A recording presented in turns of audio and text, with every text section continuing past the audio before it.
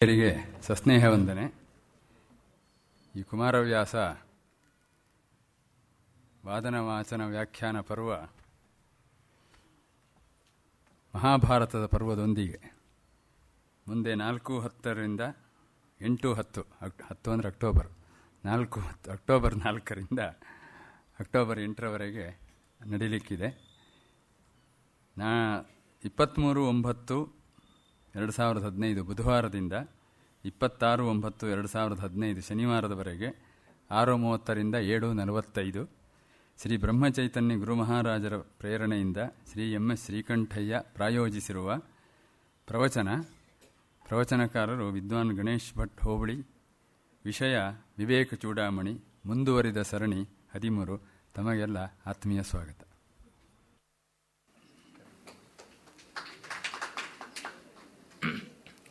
ಓಂ ತತ್ಸತ್. ಈ ಕಂತಿನಲ್ಲಿ ಕರ್ಣಭೇದನದಿಂದ ಹೆಚ್ಚು ಕಡಿಮೆ ಉದ್ಯೋಗ ಪರ್ವ ಮುಗಿದಂತೆ ಆಗುತ್ತದೆ. ಆಮೇಲೆ ಮುಂದಿನ ಕಂತಿನಲ್ಲಿ ಇನ್ನು 5 ಪರ್ವಗಳು ಯುದ್ಧ ಪಂಚಕಾಂತ ಯಾವುದಿವೆ ಅದನ್ನು ನಾವು ನೋಡಬಹುದು. ನಿನ್ನೆ ಕರ್ಣ ಕೃಷ್ಣನ ಜೊತೆಯಲ್ಲಿ ರಥದಲ್ಲಿ ಬರುವ ಸಂದರ್ಭವನ್ನು ಗಮನಿಸಿದ್ವಿ. ಭಾನುವಂಶ ರಘುರಾಮಂಗೆ ಸರಿಯಂದ ಅಂತ. ಅದಾದ ಮೇಲೆ ದುರ್ಯೋಧನನಿಗೆ ನೀನು ತಂಬುಲಕ್ಕೆ ಕೈಯಾನುವರೆ ಅವನ ಮೊಣಕೈ ನೀರು ಕುಡಿಯೋದು ಸರಿಯಾ ಅಂತ ಕೇಳ್ತಾನೆ. ಆ ಒಂದು ಪದ್ಯ ಈ 10ನೇ ಸಂಧಿಯ 8ನೇ ಪದ್ಯದಿಂದ ಆರಂಭ ಮಾಡೋಣ.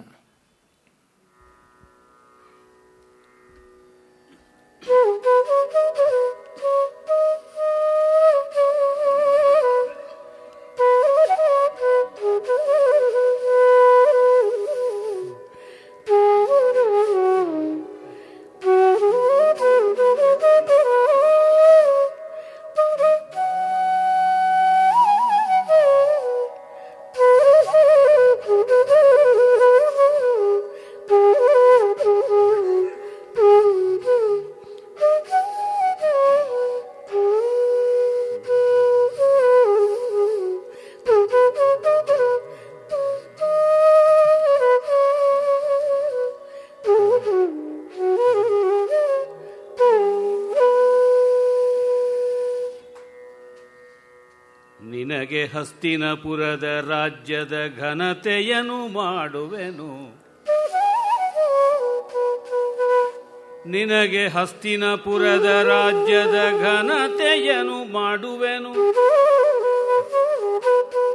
ಪಾಂಡವ ಜನಪ ಕೌರವ ಜನಪರು ಓಲೈಸುವರು ಗದ್ದುಗೆಯ. ಪಾಂಡವ ಜನಪ ಕೌರವ ಜನಪರು ಓಲೈಸುವರು ಗದ್ದುಗೆಯ.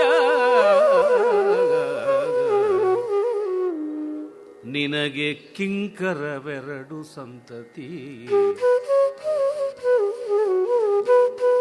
ಕರ್ಣ,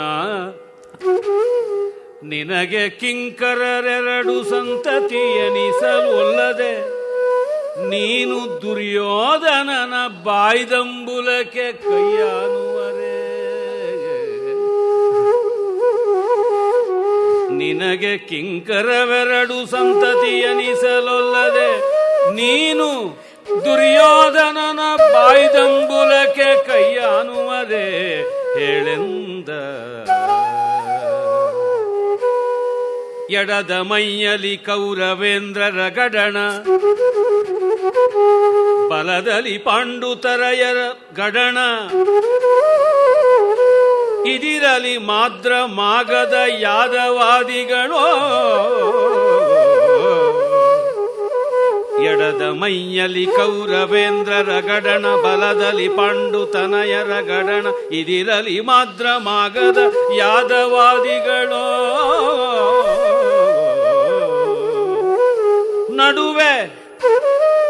ನಡುವೆ ನೀನ್ ಓಲಗದೊಳೊಪ್ಪುವ ಕಡುವಿಲಾಸವ ಬಿಸುಟು. ನಡುವೆ ನೀನ್ ಓಲಗದೊಳೊಪ್ಪುವ ಕಡುವಿಲಾಸವ ಬಿಸುಟು. ಕುರುಪತಿ ನುಡಿಸೆ ಜಿಯ ಹಸಾದ ಎಂಬುದು ಕಷ್ಟ ನಿನಗೆ. ಕುರುಪತಿ ನುಡಿಸೆ ಜಿಯ ಅಸಾದ ಎಂಬುದು ಕಷ್ಟ ನಿನಗೆ ಕಷ್ಟ ನಿನಗೆ ಕಷ್ಟ ಎಂದ.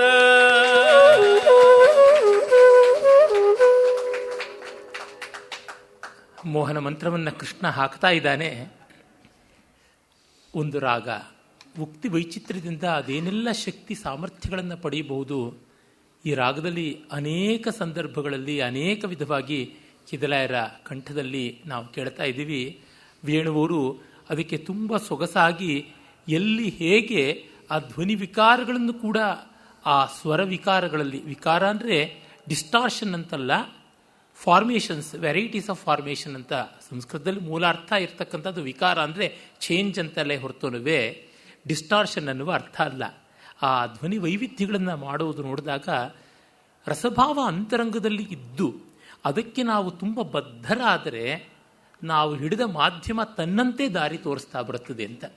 ಅದಲ್ಲದೆ ಮಾಧ್ಯಮವನ್ನು ನಾವು ಕೈನಲ್ಲಿ ಹಿಡ್ಕೊಂಡು ಅದರ ನಿಯಂತ್ರಕವಾದ ರಸಭಾವವನ್ನು ನಮ್ಮ ಅಂತರಂಗದಲ್ಲಿ ಸ್ಥಾಪನೆ ಮಾಡಿಕೊಳ್ಳದೆ ಇದ್ದರೆ ಏನೂ ಪ್ರಯೋಜನವಾಗತಕ್ಕಂಥದ್ದಲ್ಲ. ಇಲ್ಲಿ ಆ ಬಗೆಯಲ್ಲಿ ಕೃಷ್ಣ ಕರ್ಣನಿಗೆ ನೀನು ನಿನ್ನವನಾಗು, ಮಿಕ್ಕಿದ್ದನ್ನೆಲ್ಲ ಆಮೇಲೆ ನೀನೇ ನೋಡ್ಕೊಳ್ಬಹುದು, ನೀನು ಕೇಂದ್ರ ಬಿಂದು ಆಗು.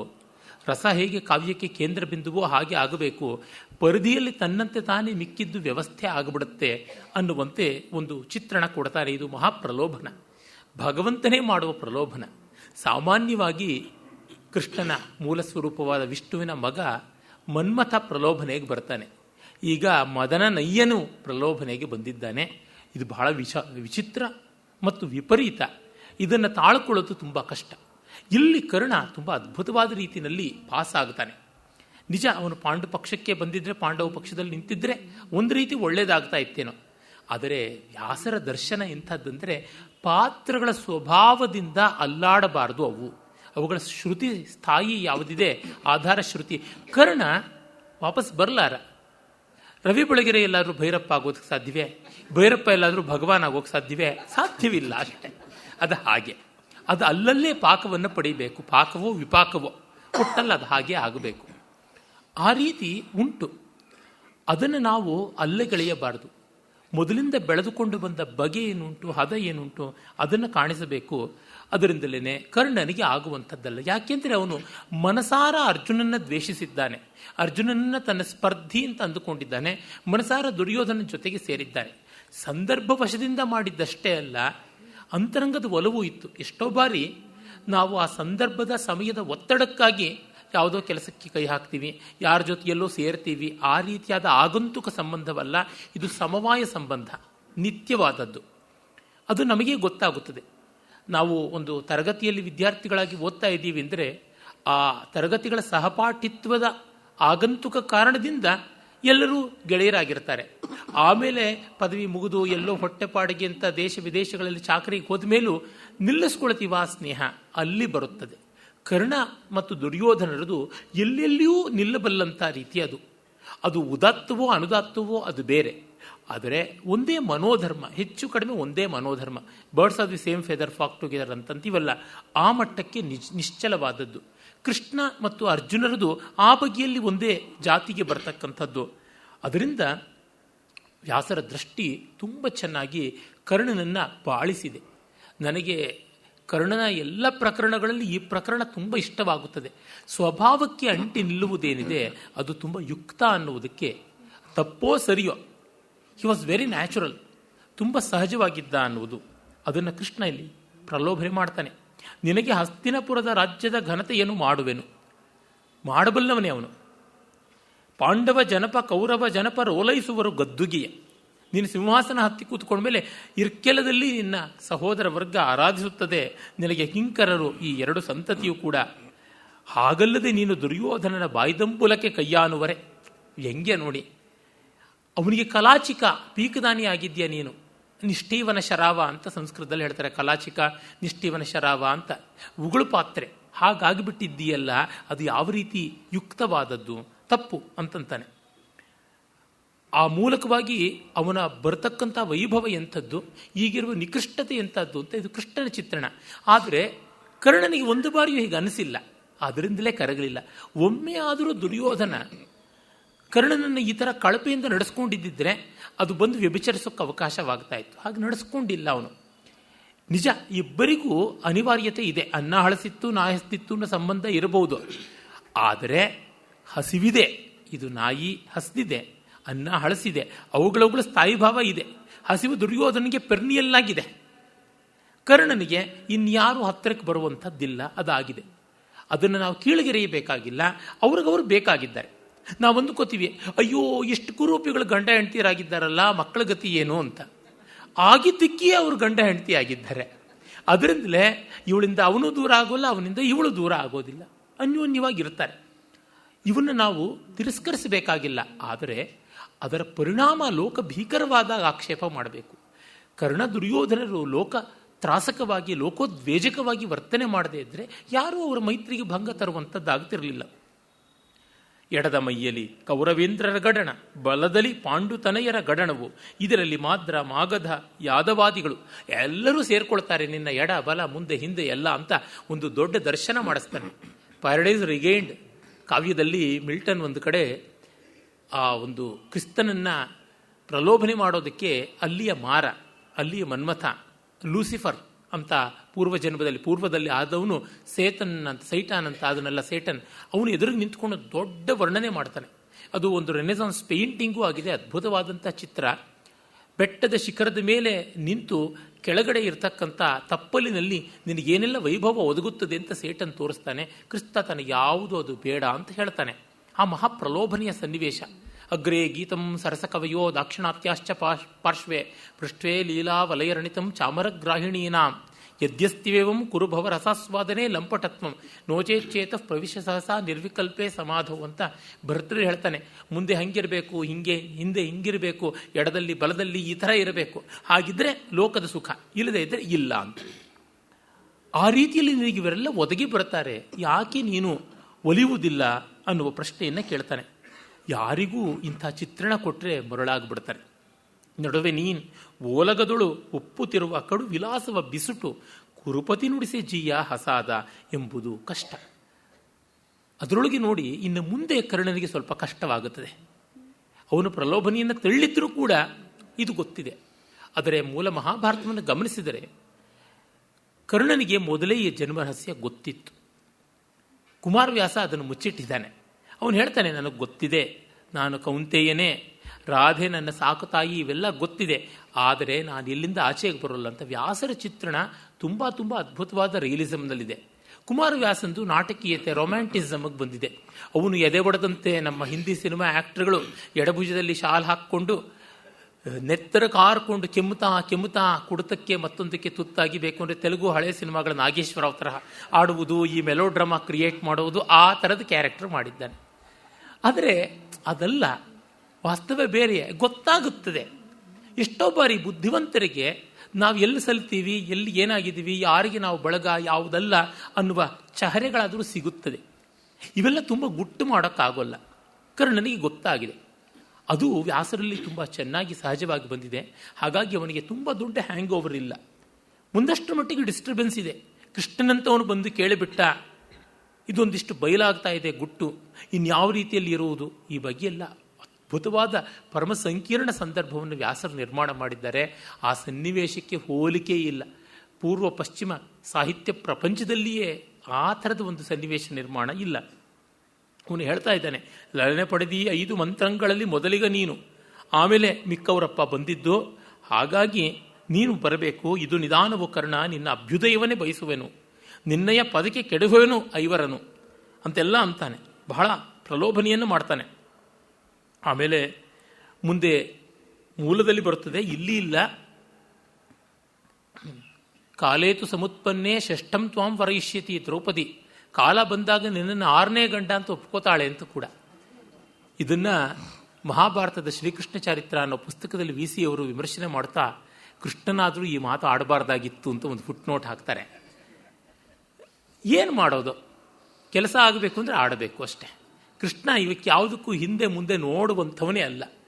ಅದಾಗಬೇಕು ಅಂದರೆ ಅದಕ್ಕೆ ಏನು ಬೇಕು ಅಷ್ಟು ಮಾಡೋದು. ವಿ ಸಿ ಅವರ ಅಜ್ಜಿ ಇದ್ದಂತೆ. ವಿ ಸಿ ಅವರ ಅಜ್ಜಿ ಬಗ್ಗೆ ಅವರೇ ಅಜ್ಜಿ ಅಡಿಗೆ ಲೇಖನದಲ್ಲಿ ಬರೀತಾರೆ. ವಿಸಿಯವರಿಗೆ ಹಿಂಗು ಅಂದರೆ ಏನೂ ಸೇರ್ತಾ ಇರಲಿಲ್ವಂತೆ. ಅವ್ರು ಹೆಂಗೆ ಬ್ರಾಹ್ಮಣರಾದರೂ ಗೊತ್ತಿಲ್ಲ. ಅವರು ಹೇಳ್ತಾರೆ, ನನಗೆ ಹಿಂಗು ಅಂದರೆ ಒಂಚೂರು ಸೇರ್ತಿರ್ಲಿಲ್ಲ. ನಮ್ಮ ಅಜ್ಜಿ ಅಡುಗೆ ತುಂಬ ಚೆನ್ನ. ನನಗೆ ಸೇರಲ್ಲ ಅಂದರೂ ಪದಾರ್ಥಗಳಿಗೆ ಹಾಕಬೇಕಾದ್ದು ಅದಕ್ಕೆ ಮರ್ಯಾದೆ, ಅದಕ್ಕೆ ಆ ಸದ್ಗತಿ, ಆ ದಾರಿನಲ್ಲಿ ಹೋಗಿ ಅದಕ್ಕೆ ಸಾಯುಜ್ಯವೋ ಸಾರ್ಟಿ ಸಾಯುಜ್ಯವೋ ಯಾವುದೋ ಆಗಬೇಕು ಅನ್ನೋ ದೃಷ್ಟಿಯಿಂದ ಒಂದು ರವಿಯಷ್ಟು ಇಂಗುನ್ನು ಹಾಕಿಯೇ ತನ್ನ ಸಂಪ್ರದಾಯ ಪಾಲಿಸ್ತಾ ಇದ್ರು. ಪರಿಪೂರ್ಣತೆಗೆ ಕುಂದು ತರ್ತಾ ಇರಲಿಲ್ಲ ಅಂತ. ಇವರ ಅಜ್ಜಿನೇ ಹಾಗೆ ಮಾಡೋದಾದರೆ ಎಲ್ಲರ ಅಜ್ಜನಿಗೆ ಅಪ್ಪ, ಪಿತಾಮಹನ ಅಪ್ಪ ಕೃಷ್ಣ ಹಾಗೆ ಮಾಡೋದ್ರೊಳಗೆ ಏನು ಆಶ್ಚರ್ಯ. ಅಂದರೆ ಅವನು ಒಂದು ಪ್ರಯತ್ನ ಮಾಡಬೇಕು ಅಂದರೆ ಎಲ್ಲ ಫೋರ್ಸಸ್ಸು ಬಳಸಿಬಿಡಬೇಕು. ಅದು ಇದು ಅಂತೇನು ಚೌಕಾಸಿ ಮಾಡಬಾರ್ದು. ನಮ್ಮ ಮಂಟಪರು ಹೇಳ್ತಾ ಇರ್ತಾರೆ, ರಂಗಸ್ಥಳ ಹತ್ತದ ಮೇಲೆ ಇಂದು ನಾನು ಸತ್ರು ಸೈ ಮಾಡೋಷ್ಟು ಮಾಡಲೇಬೇಕು ಅಂತ ಬರೋದು. ನಾಳೆ ದಿವಸ ನಾಡದ್ದರ ಕಾರ್ಯಕ್ರಮಕ್ಕೆ ಒಂದಿಷ್ಟು ತ್ರಾಣ ಇಟ್ಕೊಳ್ಳೋಣ, ಶಕ್ತಿ ಇಟ್ಕೊಳ್ಳೋಣ, ಅವೆಲ್ಲ ಅಲ್ಲವೇ ಅಲ್ಲ. ಈ ಎನರ್ಜಿ ಮ್ಯಾನೇಜ್ಮೆಂಟ್ಗಳನ್ನು ತುಂಬ ಲೆಕ್ಕದ ಮಟ್ಟಿಗೆ ಮಾಡಿದರೆ ಕಲೆ ಬರೋದಿಲ್ಲ. ಅದಕ್ಕೆ ಒಂದಿಷ್ಟು ಹಾಕಬೇಕು. ಆ ರೀತಿಯಲ್ಲಿ ಕೃಷ್ಣ ಅದೊಂದು ಭವ್ಯವಾದ ಕಲೆ, ರಾಜನೀತಿಯ ಕಲೆ ಮಾಡೋಕ್ಕಿಂತ ಪ್ರಲೋಭನೆ ಮಾಡ್ತಾನೆ. ಆದರೆ ಸಂವಾದವನ್ನು ತುಂಬ ಚೆನ್ನಾಗಿ ಕುಮಾರವ್ಯಾಸ ತರ್ತಾನೆ. ತಾನು ಈಗ ಕರ್ಣನ ಉತ್ತರವನ್ನು ಕೇಳುವುದಾಗುತ್ತದೆ. ಕರ್ಣ ಉತ್ತರಿಸ್ತಾನೆ.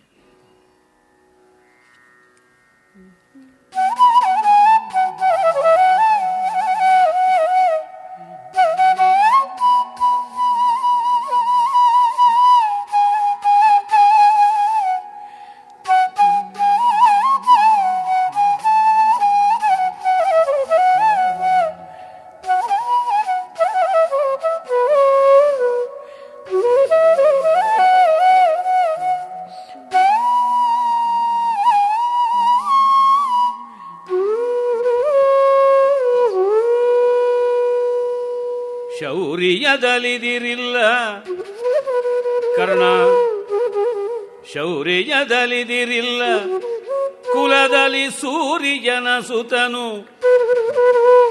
ಒಡನೆ ಹುಟ್ಟಿದ ವೀರರೈವರು ಪಾಂಡುತನಯರು, ನಿನ್ನ ವೈಭವಕ್ಕೆ ಆರು ಸರಿಯೈ ಕರ್ಣ. ಒಡನೆ ಹುಟ್ಟಿದ ವೀರರೈವರು ಪಾಂಡುತನಯರು, ನಿನ್ನ ವೈಭವಕ್ಕೆ ಆರು ಸರಿಯೈ ಕರ್ಣ. ನಡೆ ನಡೆ ಧಾರುಣೀಪತಿಯಾಗಿ ನೀನಿರೆ, ವೈರವಿ ತಂಡಕ್ಕೆ ಬಳಿಕಿಲ್ಲ ಕರ್ಣ. ನಡೆ ನಡೆ ಧಾರುಣೀಪತಿಯಾಗಿ ನೀನಿರೆ, ವೈರ ಇತ್ತಂಡಕ್ಕೆ ಬಳಿಕಿಲ್ಲ ಎಂದನು ಅಸುರಾರಿ.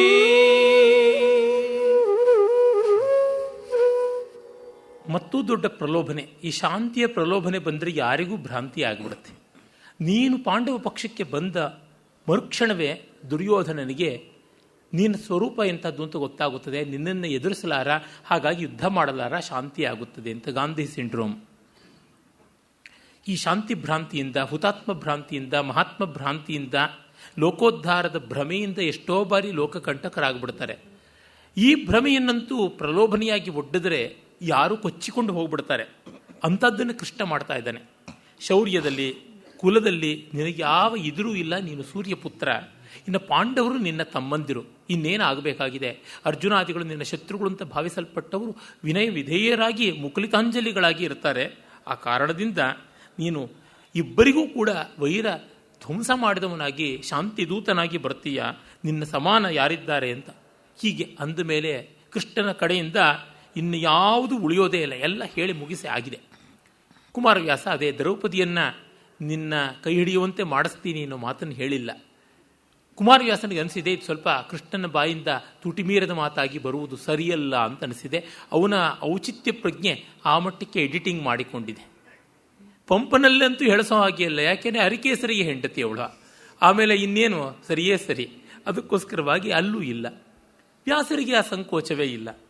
ಈಗ ಕರ್ಣ ತನ್ನ ದುಃಖವನ್ನು, ತನ್ನ ಸಂಕಟವನ್ನು ಮೊದಲ ಪದ್ಯದಲ್ಲಿ ಒಂದಿಷ್ಟು ವಿಕ್ರಿಯೆಗಳಾಗಿ, ಸಾತ್ವಿಕ ವಿಕ್ರಿಯೆಗಳಾಗಿ, ಅನುಭವಗಳಾಗಿ ಬಂದದ್ದು, ಆಮೇಲೆ ಸ್ವಗತವಾದದ್ದು, ಮತ್ತೆ ಅವನು ಕಂಠೋಕ್ತವಾಗಿ ಹೇಳುವುದಕ್ಕೆ ಆರಂಭ ಮಾಡ್ತಾನೆ.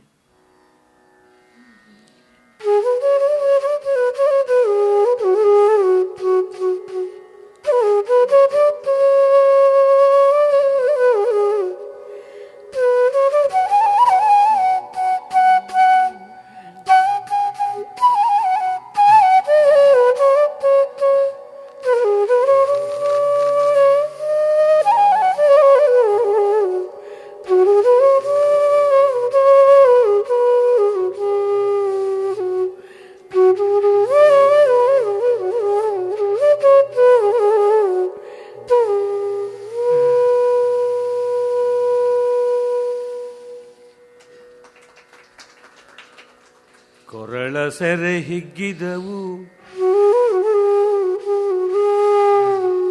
ದೃಗುಜಲ ಉರವಣಿಸಿ ಕಡುನೊಂದ ಕೊರಳ ಸೆರೆ ಹಿಗ್ಗಿದವು ದೃಗುಜಲ ಉರವಣಿಸಿ ಕಡುನೊಂದನು ಅಕಟ ಕುರುಪತಿಗೆ ಕೇಡಾದುದೆಂದನು ತನ್ನ ಮನದೊಳಗೆ ಅಕಟ ಕುರುಪತಿಗೆ ಕೇಡಾದುದೆಂದನು ತನ್ನ ಮನದೊಳಗೆ ಹರಿಯ ಹಗೆ ಹೊಗೆ ದೋರದುರುಗದೆ ಬರಿದೆ ಹೋಗುವುದೇ ಹರಿಯ ಹಾಗೆ ಹೊಗೆ ದೋರದುರುಗದೆ ಬರಿದೆ ಹೋಗುವುದೇ ತನ್ನ ಜನನವನರುಗಿ ಕೊಂದನು ತನ್ನ ಜನನವನರುಗಿ ಕೊಂದನು ಹಲವು ಮಾತೇನೆಂದು ಚಿಂತಿಸಿದ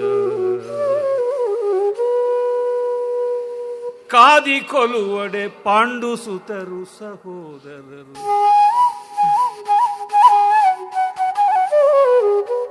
ಕಾದಿ ಕೊಲುವಡೆ ಪಾಂಡುಸುತರು ಸಹೋದರರು ಕೊಲಲಿಲ್ಲ ಕೊಲ್ಲದೆ ಕಾದೆ ನಾದಡೆ ಕೌರವಂಗವನಿಯಲಿ ಹೋಗಲಿಲ್ಲ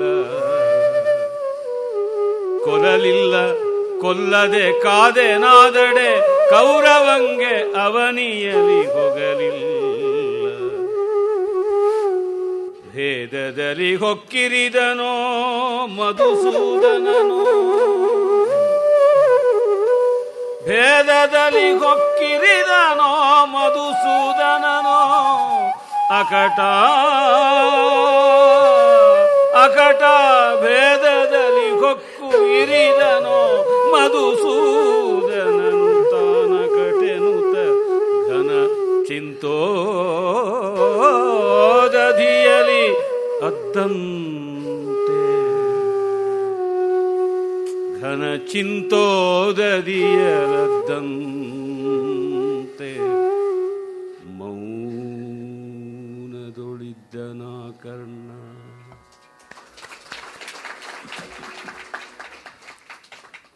ಕೃಷ್ಣನ ಪ್ರಲೋಭನೀಯವಾದ ಮೋಹನರಾಗ ಒಂದು ಸ್ವರ ವ್ಯತ್ಯಾಸದಿಂದ ಶಿವರಂಜನಿ ಆಗಿಬಿಟ್ಟಿದೆ. ಆ ಒಂದು ಗಾಂಧಾರದ ಪ್ರಯೋಗದಲ್ಲಿ ವ್ಯತ್ಯಾಸ ಮಾಡಿದ ತಕ್ಷಣವೇ ಏನೆಲ್ಲ ವ್ಯತ್ಯಾಸ ಬಂದುಬಿಟ್ಟಿದೆ. ಶೋಕ ಮಡುಗಟ್ಟಿದೆ. ಮತ್ತು ಅದನ್ನು ಜಾರು ಗಮಕಗಳಿಂದ ಅವರು ಅವರೋಹಣ ಮಾಡಿಸಿದ ವೇಣುವರ ರೀತಿಯಾಗಲಿ, ಆ ಮೌನವನ್ನು ತಂದದ್ದು, ಕಾದಿ ಕೊಲುವಡೆ ಅಂತನ್ನುವ ಆ ಯುದ್ಧದ ಓಜಸ್ಸನ್ನು ತರಬಹುದು.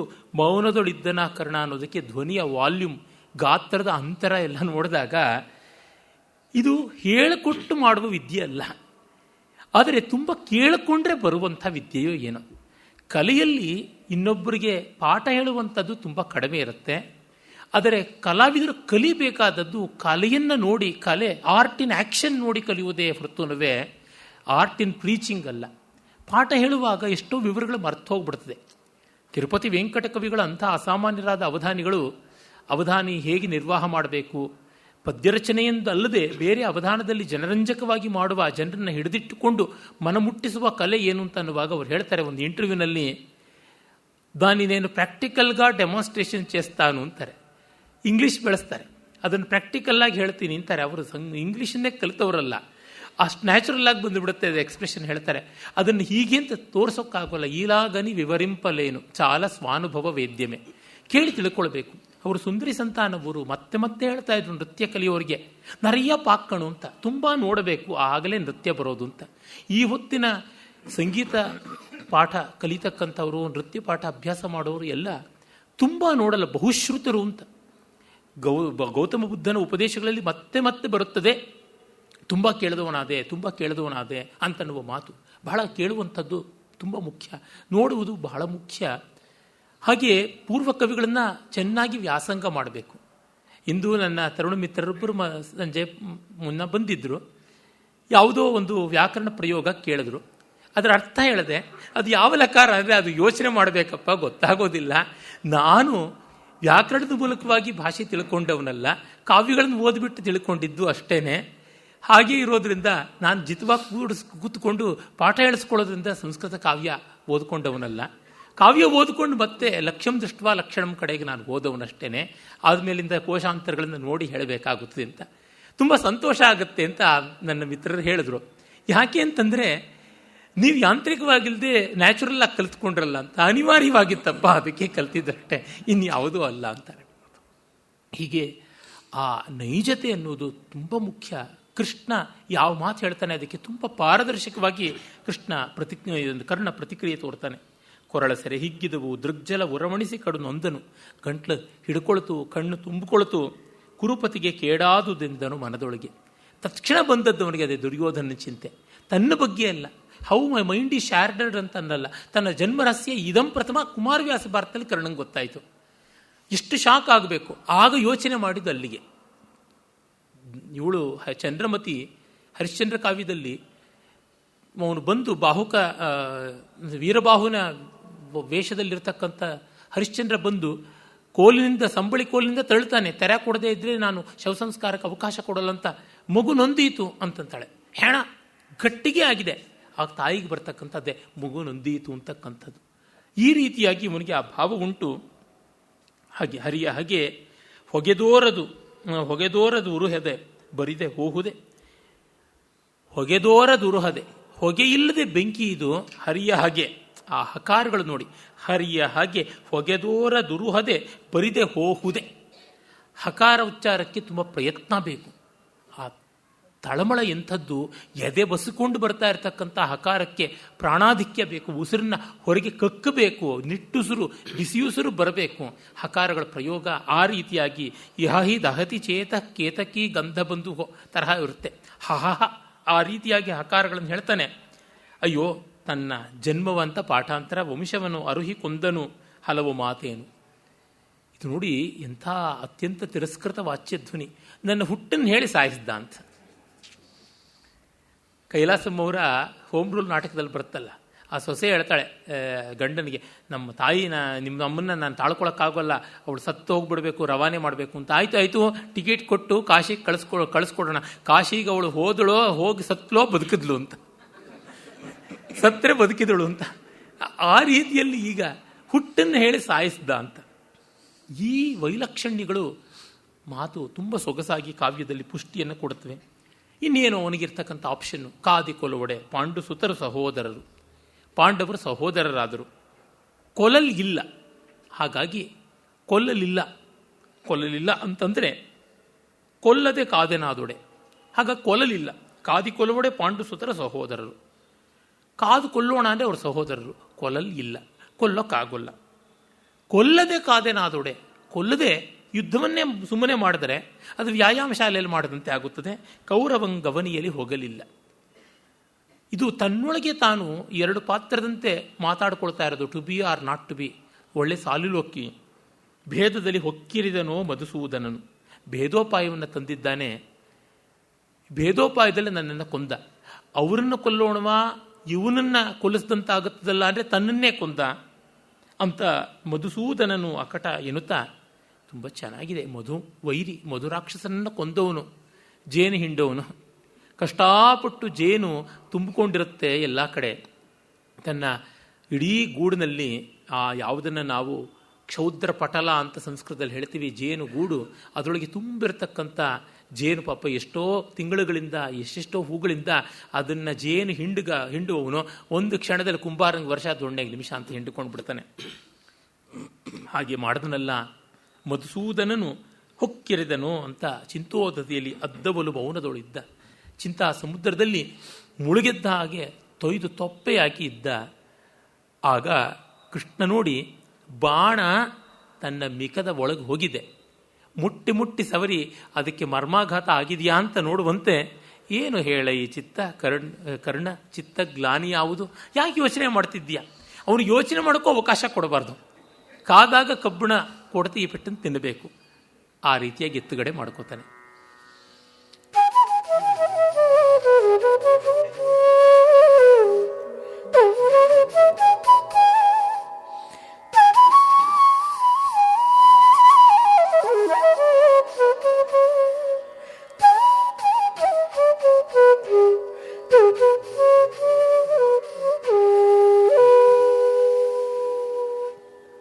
ಏನು ಹೇಳೈ ಕರ್ಣ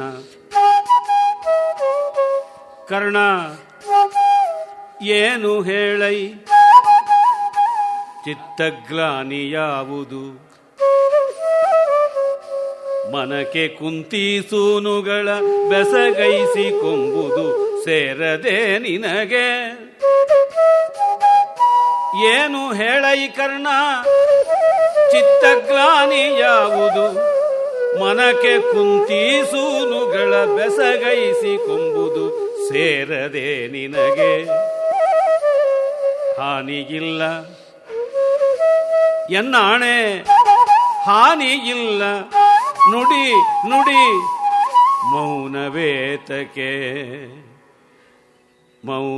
ಮೌನವೇತಕೆ ಹಾನಿಯಿಲ್ಲ ಎನ್ನಾಣೆ ನುಡಿ ನುಡಿ ಮೌನವೇತಕೆ ಮರುಳುತನ ಬೇಡ ಆನು ನಿನ್ನ ಪದಸೆಯ ಬಯಸುವನಲ್ಲ ಕರ್ಣ ಮರುಳುತನ ಬೇಡ ಆನು ನಿನ್ನ ಪದಸೆಯ ಬಯಸುವನಲ್ಲ ಕೇಳೆಂದ ಏನು ಹೇಳೈ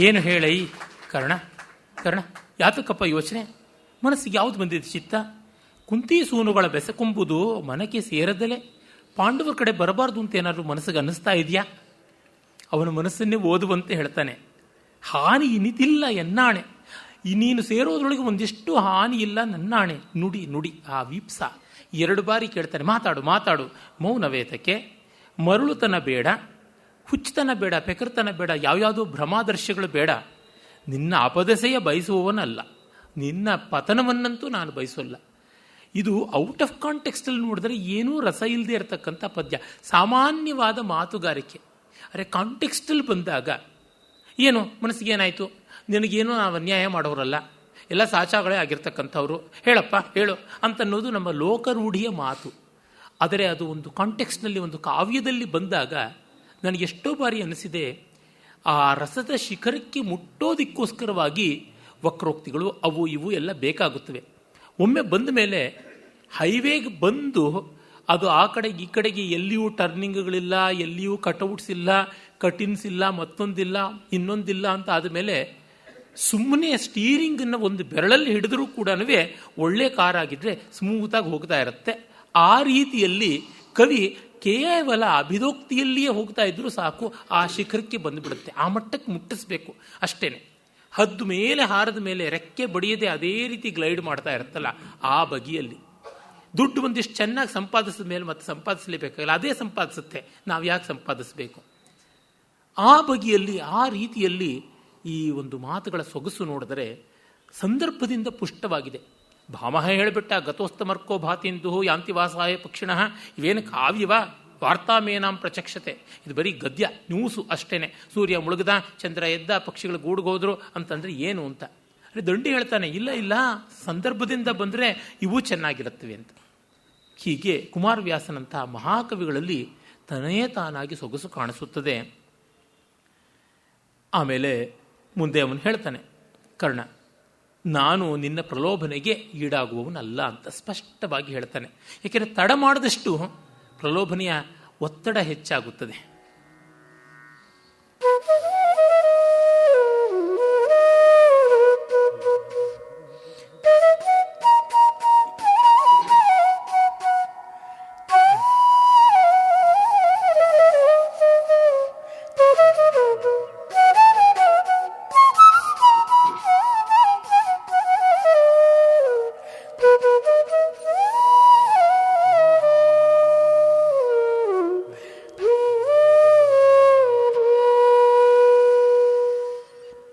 ಮರುಳು ಮಾಧವ ಮಾಧವ ಮರುಳು ಮಹಿಯ ರಾಜ್ಯದ ಸಿರಿಗೆ ಸೋಲುವನಲ್ಲ ಮಾಧವ ಮರಳು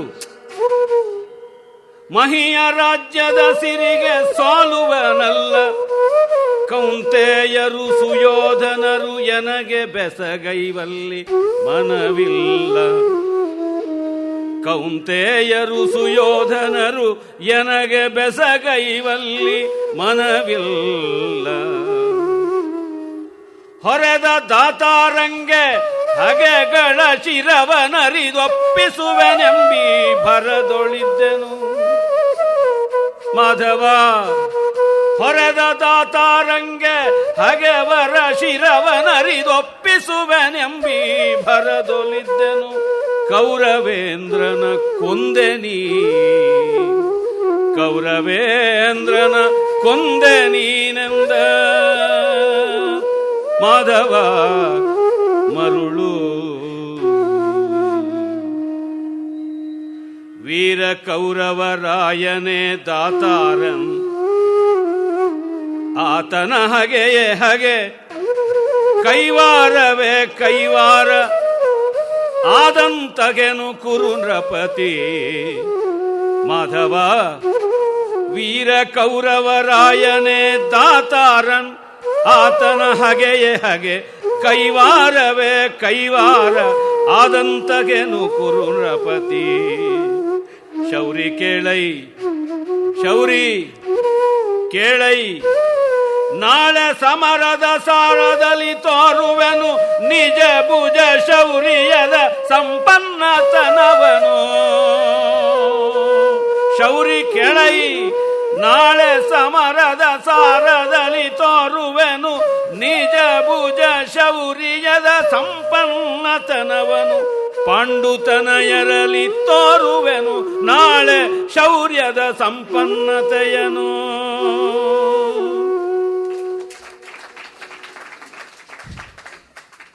ಧೀರಶಂಕರಾಭರಣ ಮೇಳದ ಈ ಒಂದು ಬಿಹಾಗ ರಾಗ ಶೃಂಗಾರಕ್ಕೆ ಅಂತ ಹೆಸರುವಾಸಿ. ಇಲ್ಲಿ ಕರುಣವನ್ನು ತರ್ತಾರೆ, ವೀರವನ್ನು ತರ್ತಾರೆ, ರೋಷವನ್ನು, ಏನನ್ನೂ ತರೋದಕ್ಕೆ ಸಾಧ್ಯವಾಗುತ್ತದೆ. ಅದರಿಂದಲೇ ಸಮರ್ಥನಾದ ಕಲಾವಿದ ಸಿದ್ಧ ಸೂತ್ರಗಳನ್ನೆಲ್ಲವನ್ನ ಅಲ್ಲಾಡಿಸಿಬಿಟ್ಬಿಡ್ತಾನೆ. ಕರ್ಣನ್ನ ಹೇಗೆ ಕೃಷ್ಣ ಅಲ್ಲಾಡಿಸಬಲ್ಲನೋ ಆ ರೀತಿ ಅಂತ ಅನಿಸುತ್ತದೆ. ಮರಳು, ಅಯ್ಯೋ ಮಾಧವ ಮರಳು, ಹುಚ್ಚು ಮರಳು, ಹೋಗಯ್ಯ. ಇದು ಪಾಠ ಉಂಟು, ಮರಳು ಅಂತಲೂ ಉಂಟು, ಮರಳು ಅಂತಲೂ ಉಂಟು, ಎರಡನ್ನೂ ಬಳಸಿಕೊಂಡಿದ್ದಾರೆ. ತುಂಬ ಚೆನ್ನಾಗಿ ಹಾಡಿದ್ದಾರೆ. ನೀನು ಹುಚ್ಚು ಅಂತ, ನೀನು ಹೋಗಿನ್ನು ಅಂತ. ಮಹಿಯ ರಾಜ್ಯದ ಸಿರಿಗೆ ಸೋಲುವನಲ್ಲ, ಈ ರಾಜ್ಯ ಪ್ರಲೋಭನೆಗೆ ನಾನು ಸೋಲ್ತಕ್ಕಂಥವನಲ್ಲ. ಎಂಥವರಿಗೂ ಅವರ ಪ್ರವೃತ್ತಿಯಲ್ಲಿ ಯಾವುದೋ ಒಂದು ಸಮಾಧಾನ ಬರುತ್ತದೆ. ಬಂದ ಮೇಲೆ ಬೇರೊಂದು ಬೇಕು ಅಂತ ಅನಿಸೋದಿಲ್ಲ. ಅದು ಆದಂದೇ ಮನುಷ್ಯನಿಗೆ ಸಮಾಧಾನ. ಸಾಕು ಅಂತ ಅನ್ನಿಸುವುದಿದೆಯಲ್ಲ, ಅದು ತುಂಬ ದೊಡ್ಡದು. ನಮ್ಮ ಸನಾತನ ಧರ್ಮದ ಮೂಲ ಧಾತು ನಿವೃತ್ತಿ ಧರ್ಮ ಅಂತನ್ನುವಲ್ಲಿ ಇದನ್ನೇ. ಹಿರೇಣಿನವರು ನಿವೃತ್ತಿಸ್ತು ಮಹಾಫಲ ಅನ್ನುವ ಸಬ್ಟೈಟಲ್ ಕೊಟ್ಟು ಮೋಕ್ಷ ಅನ್ನುವುದ ಒಂದು ಲೇಖನ ಬರೀತಾರೆ. ಅಲ್ಲಿ ಅವರು ಹೇಳ್ತಾರೆ, ಮತ್ತೆ ಮತ್ತೆ ಹೇಳ್ತಾರೆ, ಸಾಕೆನ್ನಿಸಬೇಕು ಅಂತ.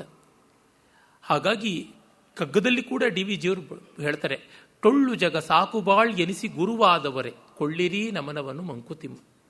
ಸಾಕು ಅಂತ ಅದನ್ನು ಸಂಕಟದಿಂದ ಅಲ್ಲಿ ಒಂದು ತೃಪ್ತಿ ಬಂದಿರುತ್ತೆ. ಹಾಗಾಗಿ ನಮಗೆ ಇನ್ಯಾವುದೂ ಬೇಕು ಅನ್ಸೋಲ್ಲ. ಅದು ಯಾಕೆ ಮಾಡಲಿಲ್ಲ, ಇದು ಯಾಕೆ ಮಾಡಲಿಲ್ಲ, ಏನು ಅನಿಸೋದಿಲ್ಲ. ರಾಳ್ಳಪಲ್ಲಿ ಅನಂತ ಕೃಷ್ಣ ಶರ್ಮರಿಗೆ ಎಷ್ಟೋ ಜನ ಕೇಳಿದ್ರು, ಅದು ಬೇಕೇ ಇದು ಬೇಕೇ, ಏನು ಬೇಕು ಅಂತಲ್ಲ ಅಂತ.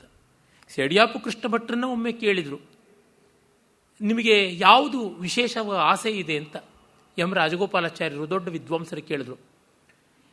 ಏನಿಲ್ಲ, ಎಲ್ಲ ತಕ್ಕ ಮಟ್ಟಿಗೆ ಓದಿದ್ದೀನಿ, ಇನ್ನೆಷ್ಟು ಓದಿದ್ರು ಅದು ಹೀಗೆ ಅಂತಲೂ ಗೊತ್ತಾಗಿದೆ. ಅದರ ಕ್ವಾಂಟಿಟಿ ಜಾಸ್ತಿ ಆಗ್ಬೋದೇ ಹೊರತು ಕ್ವಾಲಿಟಿ ಒಂದಿಷ್ಟು ತೃಪ್ತಿ ಅದು ತಂದಿದೆ. ಮಹಾಭಾಷ್ಯವನ್ನು ಪೂರ್ಣವಾಗಿ ಓದಬೇಕು ಅಂತ ಆಸೆ ಇತ್ತು, ಆಗಲಿಲ್ಲ, ಕಣ್ಣು ಹೋಯಿತು, ಅಡ್ಡಿ ಇಲ್ಲ, ಪರವಾಗಿಲ್ಲ ಅಂತ ಅವರ ಸಂದರ್ಶನದಲ್ಲಿ ಹೇಳಿದ್ದಾರೆ. ದೊಡ್ಡವರ ಬಯಕೆಗಳು ಇದೇ ತರಹ. ಮಹಾಭಾಷ್ಯಂ ವಾ ಪಠನೀಯಂ, ಮಹಾರಾಜ್ಯಂ ವಾ ಪಾಲನೀಯಂ ಅಂತ ಉಂಟು. ಹಾಗೆ ಆ ರೀತಿ ಒಂದು ಆಸೆ, ಅದು ಇಲ್ಲದೆ ಇದ್ರೂ ಪರವಾಗಿಲ್ಲ, ಅಡ್ಡಿ ಇಲ್ಲ ಅಂತಕ್ಕಂಥದ್ದು. ಕರ್ಣನಿಗೂ ಅವನು ಎಷ್ಟೇ ಕೆಟ್ಟವನಾದರೂ ಏನೇ ಆದರೂ ಆ ಕೆಲಸವನ್ನು ಪ್ರಾಮಾಣಿಕವಾಗಿ ಮಾಡಿದ್ದಾನಲ್ಲ, ಮೈತ್ರಿಯ ಕೆಲಸವನ್ನು, ಮಿತ್ರನ ಕೆಲಸವನ್ನು ಒಂದಷ್ಟು ಅವನಿಗನ್ನಿಸುತ್ತದೆ. ಸಿರಿಗೆ ಸೋಲುವನಲ್ಲ, ಕೌಂತೆಯರು ಸುಯೋಧನರೆನಗೆ ಬೆಸಕೈವಲ್ಲಿ ಮನವಿಲ್ಲ. ಇದು ಬಹಳ ಮುಖ್ಯ. ನನಗೆ ಇಷ್ಟವಿಲ್ಲ ಇವರಿಬ್ಬರು ಸೇರೋದು ಅಂತ. ಆಸ್ ದೋ ದುರ್ಯೋಧನನಿಗೆ ಇಷ್ಟ ಇಲ್ಲ, ನಾನು ಅದನ್ನು ಸೇರಿಸುವ ಕೆಲಸ ಮಾಡಬೇಕು ಅಂದರೆ ನನಗೆ ಮೊದಲಿಗೆ ಇಷ್ಟ ಇಲ್ಲ. ಇನ್ನು ನೀನು ನನ್ನನ್ನು ಒಪ್ಪಿಸೋದಕ್ಕೆ ಹೇಗಾಗುತ್ತದೆ? ಹೊರೆದ ದಾತಾರಂಗೆ ಹಗೆವರ ಶಿರವನರಿದೊಪ್ಪಿಸುವೆನು ಎಂಬಿ ಬರೆದೊಳಿದ್ದೆನು. ನಾನು ವೈರಿಗಳ ಕುತ್ತಿಗೆ ಕತ್ತರಿಸಿ ತಲೆಗಳನ್ನು ಉಡುಗೊರೆಯಾಗಿ ಕೊಡ್ತೀನಿ, ಪ್ರಾಭೃತವಾಗಿ ಮಾಡ್ತೀನಿ ಅಂತ ಅಂದುಕೊಂಡಿದ್ದೆ. ಕೌರವೇಂದ್ರನ ಕೊಂದೆ. ಒಡನೆ ಹುಟ್ಟಿದವೆಂಬ ಕಥನವನ್ನು ಎಡೆಗುಡದೆ ಬಣ್ಣಿಸಿದೆ. ನೀನು ನಾವೆಲ್ಲ ಒಡ ಹುಟ್ಟಿದವರು ಅಂತ ಕಥೆಯನ್ನು ಹೇಳಿದೀಯಾ. ವಿಜಯನ ಕಡುಬಾಣಕ್ಕೆ ಬಲಿಯನಿಕ್ಕುವ ಹದನ ಮಾಡಿಸಿದೆ. ಹಾಗಾಗಿ ಅರ್ಜುನನ್ನ ಕೊಲ್ಲುವ ತೀವ್ರತೆ ಒಂದಿಷ್ಟು ಕಡಿಮೆ ಮಾಡಿಸಿಬಿಟ್ಟೆ. ಏನು ಮಾಡೋದು?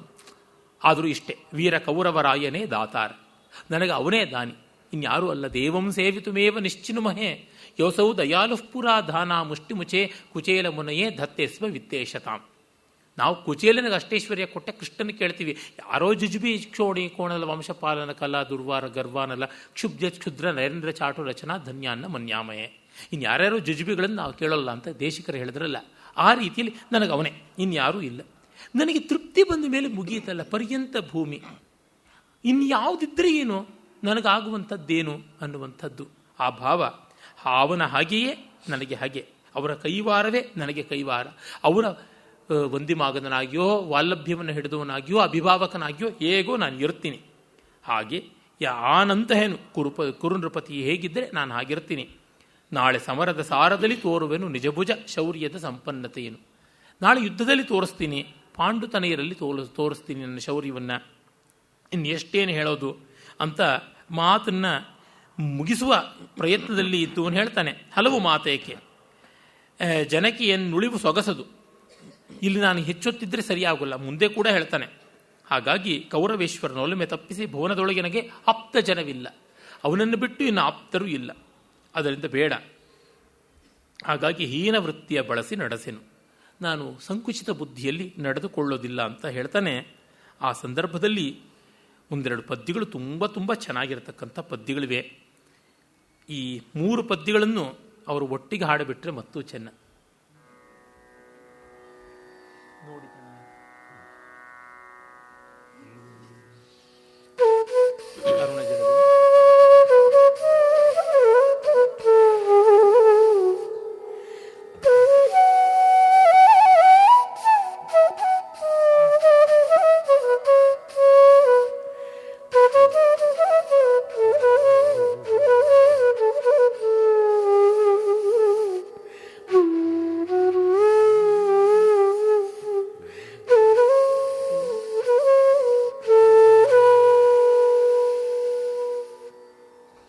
ನೋಡಿ, ತಣಿಯನು ಬಿರುದ ಹೊಗಳಿಸಿ ಹಾಡಿ ತಣಿಯನು ನಿಚ್ಚಲುಚಿತವ ಮಾಡಿ ತಣಿಯನು ಮಾನನಿಧಿಯನದೆಂತು ಮರೆದಪೆನೋ ಕೃಷ್ಣ ನೋಡಿ ತಣಿಯನು ಬಿರುದ ಹೊಗಳಿಸಿ ಹಾಡಿ ದಣಿಯನು ನಿಚ್ಚಲುಚಿತವ ಮಾಡಿ ತಣಿಯನು ಮಾನನಿಧಿಯನದೆಂತು ಮರೆದಪೆನೋ ಎಂತು ಮರೆದಪೆನೋ ಕಾಡಲಾಗದು ಕೃಷ್ಣ ಕಾಡಲಾಗದು ಕೃಷ್ಣ ಖಾತಿಯ ಮಾಡಲಾಗದು ಕೃಷ್ಣ ಕಾಡಲಾಗದು ಖಾತಿಯ ಮಾಡಲಾಗದು ಬಂದನಾದಡೆ ರೂಢಿ ಮೆಚ್ಚದು ಕೃಷ್ಣ ಬಂದನಾದಡೆ ರೂಢಿ ಮೆಚ್ಚದು ಕೌರವನ ಹಗೆ ಹರಿಬ ತನಗೆ ಕೃಷ್ಣ ಕೌರವನ ಹಗೆ ಗರಿಬ ತನಗೆ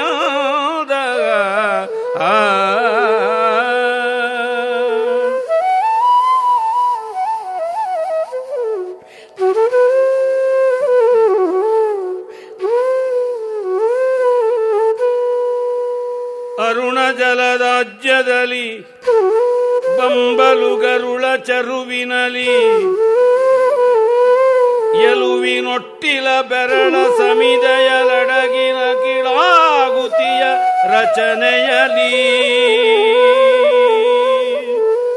ಅರುಣ ಜಲದಾಜ್ಯದಲ್ಲಿ ಬಂಬಲು ಗರುಳ ಚರುವಿನಲಿ ಎಲುವಿನೊಟ್ಟಿಲ ಬೆರಳ ಸಮಿದೆಯಲಿ ಅಡಗಿನ ಅಖಿಳಾಗುತಿಯ ರಚನೆಯಲಿ ನರಕಪಾಲದ ಪತ್ರೆಗಳ ತಿಲದೊರೆಗಳ ಕೇಶೌಘ ದರ್ಭಾಂಕುರದ ಆಗವ ಯಜ್ಞ ದೀಕ್ಷಿತನಗೆನು ತಾನು ನರಕಪಾಲದ ಪಾತ್ರೆಗಳ ತಿಲದೊರೆಗಳ ಕೇಶೌಘ ದರ್ಭಾಂಕುರದ ಆಗವ ಯಜ್ಞ ದೀಕ್ಷಿತನಗೆನು ತಾನೆಂದು ಮಾರಿಗೌತಣವಾಯಿತು ನಾಳಿನ ಭಾರತವು ಮಾರಿಗೌತಣವಾಯಿತು ನಾಳಿನ ಭಾರತವು ಚತುರಂಗ ಬಲದಲ್ಲಿ ನಾಳಿನ ಭಾರತವು ಮಾರಿಗೌತಣವಾಯಿತು ಕೌರವನ ಋಣ ಹಿಂಗೆ ರಣದಲ್ಲಿ ಸುಭಟ ಕೋಟಿಯನು ತೀರಿಸಿಯ ಪತಿಯವಸರಕ್ಕೆ ಶರೀರವನು ನೂಕುವೆನೋ ಕೌರವನ ಋಣ ಹಿಂಗೆ ರಣದಲ್ಲಿ ಸುಬಟ ಕೋಟಿಯನು ತೀರಿಸಿಯ ಪತಿಯವಸರಕ್ಕೆ ಶರೀರವನು ನೂಕುವೆನು ನಿನ್ನಯ ವೀರರೈವರ ನೋಯಿಸೆನು ನಿನ್ನಯ ವೀರರೈವರ ನೋಯಿಸೆನು ರಾಜೀವ ಸಖನಾಣೆ ನಿನ್ನಯ ವೀರರೈವರ ನೋಯಿಸೆನು ಪತಿಯವಸರಕ್ಕೆ ಶರೀರವನು ನೂಕುವೆನು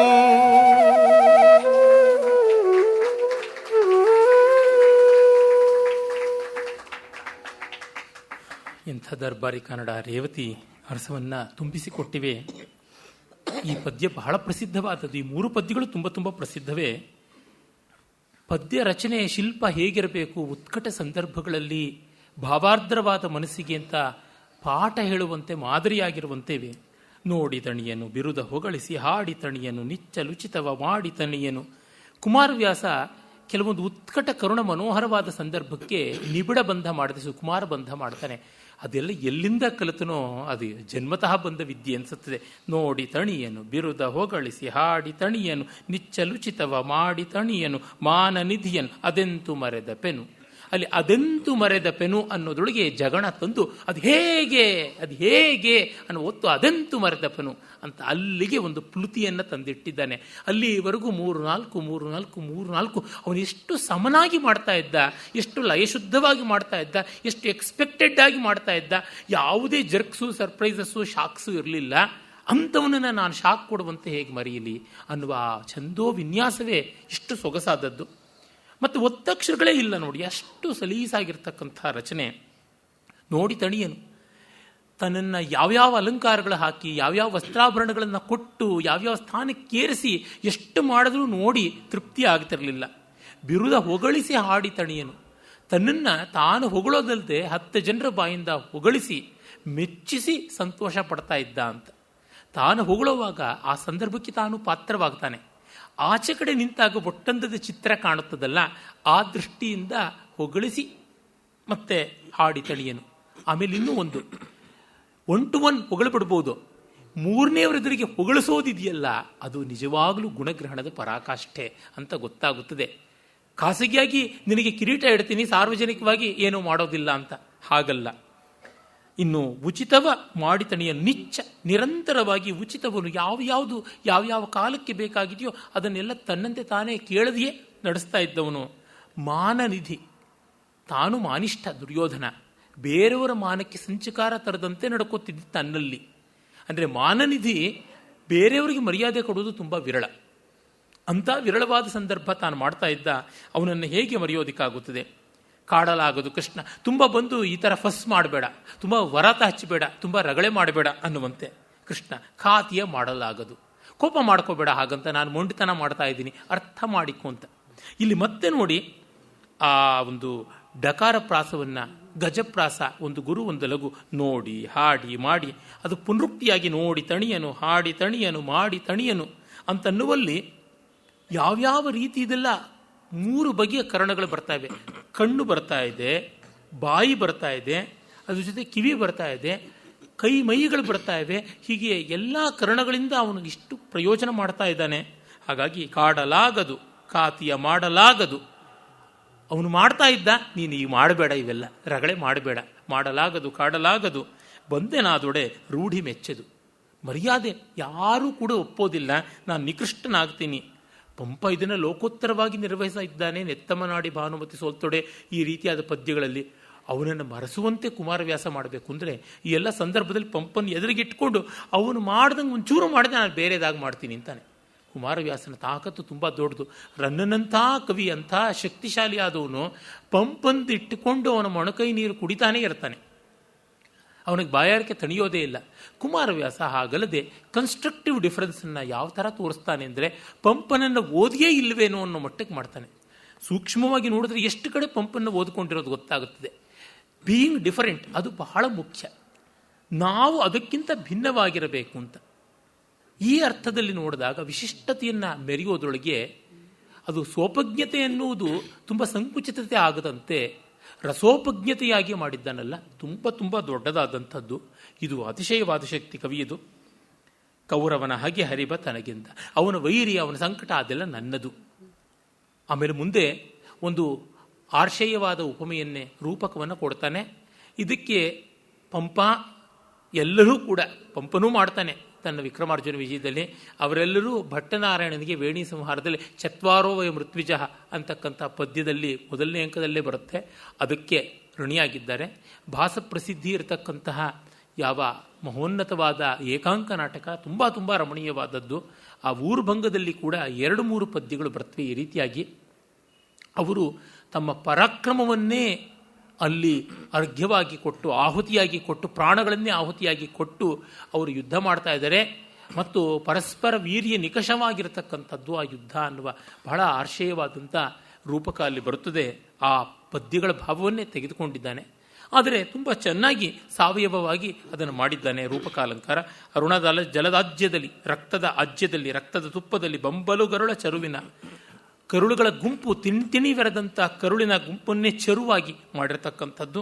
ಎಲುಬಿನ ಒಟ್ಟಿಲ ಬೆರಳ ಸಮಿದೆ, ಎಲುಬು ಬೆರಳು ಎಲ್ಲ ಸಮಿತ್ತು ಕುಶ ಈ ರೀತಿಯಾಗಿರುವಾಗ ಕೇಶ ಕುಶ ತಲೆಗೂದಲು, ಅಡಗು ಅಂತಂದರೆ ಮಾಂಸವನ್ನೇ ಆಹುತಿಯಾಗಿ ಪುರೋಡಾಶಾದಿಗಳಾಗಿ, ನರಕಪಾಲದ ಪಾತ್ರಗಳಲ್ಲಿ ಯಜ್ಞಪಾತ್ರಗಳು ಬೇಕಾದಷ್ಟಿವೆಯಲ್ಲ ಅವುಗಳು ನರಕಪಾಲಗಳಾಗಿ ಈ ತಿಲದ ಒರಲೆಗಳ ಅನ್ನುವಲ್ಲಿ ಈ ರೂಪಕ ಅಷ್ಟು ಪೂರ್ಣವಾಗಲಿಲ್ಲ.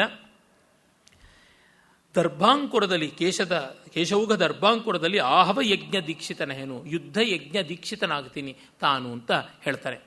ಆಮೇಲೆ ಮುಂದಿನ ಪದ್ಯವು ಬಹಳ ಪ್ರಸಿದ್ಧ. ಇದು ಅಚ್ಚಗನ್ನಡದ ನಮ್ಮ ಭಾವ, ಮಾರಿಗೌತಣ ಅಂತೀವಲ್ಲ, ಮಾರಿಗೌತಣವಾಯಿತು ನಾಳಿನ ಭಾರತವು. ಯುದ್ಧ ಮಾರಿಗೆ, ರಣಮಾರಿಗೆ ಔತಣವಾಗುತ್ತದೆ ನಾಳಿನ ಭಾರತವು. ಚತುರಂಗ ಬಲದಲ್ಲಿ ಕೌರವನ ಋಣ ಹಿಂಗೆ ರಣದಲ್ಲಿ ಸುಭಟ ಕೋಟಿಯನ್ನು ತೀರಿಸಿಯೇ ನಾನು ನಿರ್ವಂಚನೆಯಾಗಿ ಯುದ್ಧ ಮಾಡ್ತೀನಿ, ಪತಿ ಅವಸರಕ್ಕೆ ಶರೀರವನ್ನು ನೂಕುವೆನು. ಅಲ್ಲಿ ಆ ಖಂಡಪ್ರಾಸ ನೋಡಿ, ಇಲ್ಲಿವರೆಗೂ ಖಂಡಪ್ರಾಸ ಬರದೆ ಆ ಪದ್ಯದಲ್ಲಿ 4ನೇ ಸಾಲಿಗೆ ಬಂದಿದೆ. ಕೌರವನ ಋಣ ಹಿಂಗೆ ರಣದಲ್ಲಿ ಸುಭಟ ಕೋಟಿಯನ್ನು ತೀರಿಸಿಯೇ ಪತಿ ಅವಸರಕ್ಕೆ ಶರೀರವನ್ನು ನೂಕುವೆನು. ಶರೀರ ಅಂದರೆ ಶೀರ್ಯತೆ ಇತಿ ಶರೀರ, ಹೋಗುವಂಥದ್ದೇ, ಇಂದೆಲ್ಲ ನಾಳೆ ಸಾಯಲೇಬೇಕು, ಅದಕ್ಕಾಗಿ ನೂಕುವುದೇ ಸರಿ. ಮತ್ತೆ ಕೊನೆ ಸಾಲು ಅದ್ಭುತವಾಗಿದೆ. ನಿನ್ನಯ ವೀರರೈವರನು ನೋಯಿಸೆನು ರಾಜೀವ ಸಖನಾಣೆ. ನಿನ್ನಯ ವೀರರವರು, ನೀನೇ ಕಾಪಾಡ್ಕೊಳ್ಬೇಕು ಅಂತಿದ್ಯಾ, ನೋಡ್ಕೊ ಎಷ್ಟು ಕಾಪಾಡ್ಕೊಳ್ತೀಯೋ ಕಾಪಾಡ್ಕೊ ಅನ್ನುವಂಥದ್ದು. ನಿನ್ನವರು ನಿನ್ನ ನಚ್ಚಿನಾಳ್ಗಳು ಅಂತೆಲ್ಲ ಪಂಪನಲ್ಲಿ ಬರ್ತದೆ. ಹಾಗಾಗಿ ನಿನ್ನಯ ವೀರರೈವರನ್ನು ನೋಯಿಸೆನು ರಾಜೀವ ಸಖನಾಣೆ, ನಮ್ಮ ಅಪ್ಪನಾಣೆ. ಇಲ್ಲಿ ಒಪ್ಕೋತಿದ್ದಾನೆ ಸೂರ್ಯಪುತ್ರ, ಅದು ನಂಗೆ ಗೊತ್ತಿದೆ ಅಂತ ಹೇಳ್ತಾನೆ. ಅಂದರೆ ಮೊದಲು ಆರಂಭ ಮಾಡುವುದು ತೀರಾ ಲೋಕ ಸಾಮಾನ್ಯವಾಗಿ ಎಲ್ಲ ಮಾರಿಗೆ ಔತಣ ಆಗುತ್ತೆ ಅಂತನ್ನೋನು ಅದನ್ನು ರಾಜೀವ ಸಖನಾಣೆ ಅಂತ ಆ ಕೊನೆಯ ವಕ್ರೋಕ್ತಿಗೆ ತಂದಿಡ್ತಾನೆ. ದೇವಕಿಯ ಮೇಲಾಣೆ ತಂದೆ ವಸುದೇವನಂಗರಿಗಳಾಣೆ ಅಂತ ಕೃಷ್ಣ ದ್ರೌಪದಿಗೆ ಅಚ್ಚಗನ್ನಡದ ದೇಶೀಯ ಆಣೆಗಳನ್ನು ಇಟ್ಟಿದ್ದಾನೆ. ಇಲ್ಲಿ ಅವನು ಸುಸಂಸ್ಕೃತವಾದ ರೀತಿಯಲ್ಲಿ ಇನ್ನೊಂದು ಬಗೆಯಲ್ಲಿ ಭಂಗ್ಯಂತರದಲ್ಲಿ ಪೂರ್ಣ ಮಾಡಿದ್ದಾನೆ ಪದ್ಯವನ್ನು. ಅಂದರೆ ನಮ್ಮಪ್ಪನಾಣಿಯಾಗಿ ನಾನು ನಿನ್ನ ಪಕ್ಷಕ್ಕೆ ಬರೋದಿಲ್ಲ, ಆದರೆ ಇಷ್ಟು ನಿನ್ನಯ ವೀರರೈವರನ್ನು ನೋಯಿಸೆನು, ಅವರನ್ನು ನಾನು ಕೊಲ್ಲಲಾರೆ ಅಂತ ಕೃಷ್ಣನಿಗೆ ವರ ಕೊಟ್ಬಿಡ್ತಾ ಇದ್ದಾನೆ. ಮೂಲದಲ್ಲಿ ಇಲ್ಲ, ಮೂಲದಲ್ಲಿ ತುಂಬ ಉದಾತ್ತ ಗಂಭೀರವಾದ ಮಾತುಗಳಿವೆ. ಆದರೆ ಕಡೆಗೆ ಒಂದು ಡೆಸ್ಪಿರೇಷನ್ನಲ್ಲಿ ಹೇಳ್ತಾನೆ, ನಾನು ಸಾಯೋದೇ ಯುದ್ಧದಲ್ಲಿ. ಇದು ಮೂಲದ ಮಾತು ಹೌದು. ನನಗೆ ಗೊತ್ತು ಕೃಷ್ಣ ಕೌರವನ ಪಕ್ಷದಲ್ಲಿ ಧರ್ಮ ಇಲ್ಲ, ನಾವೆಲ್ಲ ಸಾಯೋದಕ್ಕೆ. ಧೃತರಾಷ್ಟ್ರಾಹ ಕಾಲಪಕ್ವಾಹ ಅನ್ನೋ ಮಾತನ್ನು ಹೇಳ್ತಾನೆ. ನಾವು ಕಾಲಪಕ್ವರಾಗಿ ಹೋಗ್ತೀವಿ ನಿಜ, ಆದರೆ ಇಷ್ಟೇ, ನಾನಂತೂ ಹೋಗುವುದು ನಿಜ, ನಿಮ್ಮ ಪಕ್ಷಕ್ಕೆ ಬಂದು ಬದುಕೋದಿಲ್ಲ ಅಂತ ಹೇಳ್ತಾನೆ. ಈಗ ಕೃಷ್ಣನಿಗೂ ಮೆಚ್ಚುಗೆ ಆಗುತ್ತದೆ. ಮೂಲದಲ್ಲಿ ಹಾಗೆ ಬರುತ್ತದೆ. ಕೃಷ್ಣ ಬೇಸರ ಪಟ್ಕೊಳ್ಳಲ್ಲ. ಇದೊಂದು ರೀತಿ ನಿರೀಕ್ಷಿತವೇ, ಆದರೂ ಮಾಡುವ ಪ್ರಯತ್ನ ಮಾಡಲೇಬೇಕು. ಕತ್ತಲಲ್ಲೊಂದು ಬಾಣ ಬಿಡೋಣ, ಬಿಟ್ಟಿದ್ದಾನೆ. ಈಗ ಕೃಷ್ಣ ಉತ್ತರ ಕೊಡ್ತಾನೆ ನೋಡಿ, ಅದು ಕೃಷ್ಣನಿಗೆ ತಕ್ಕ ಉತ್ತರ.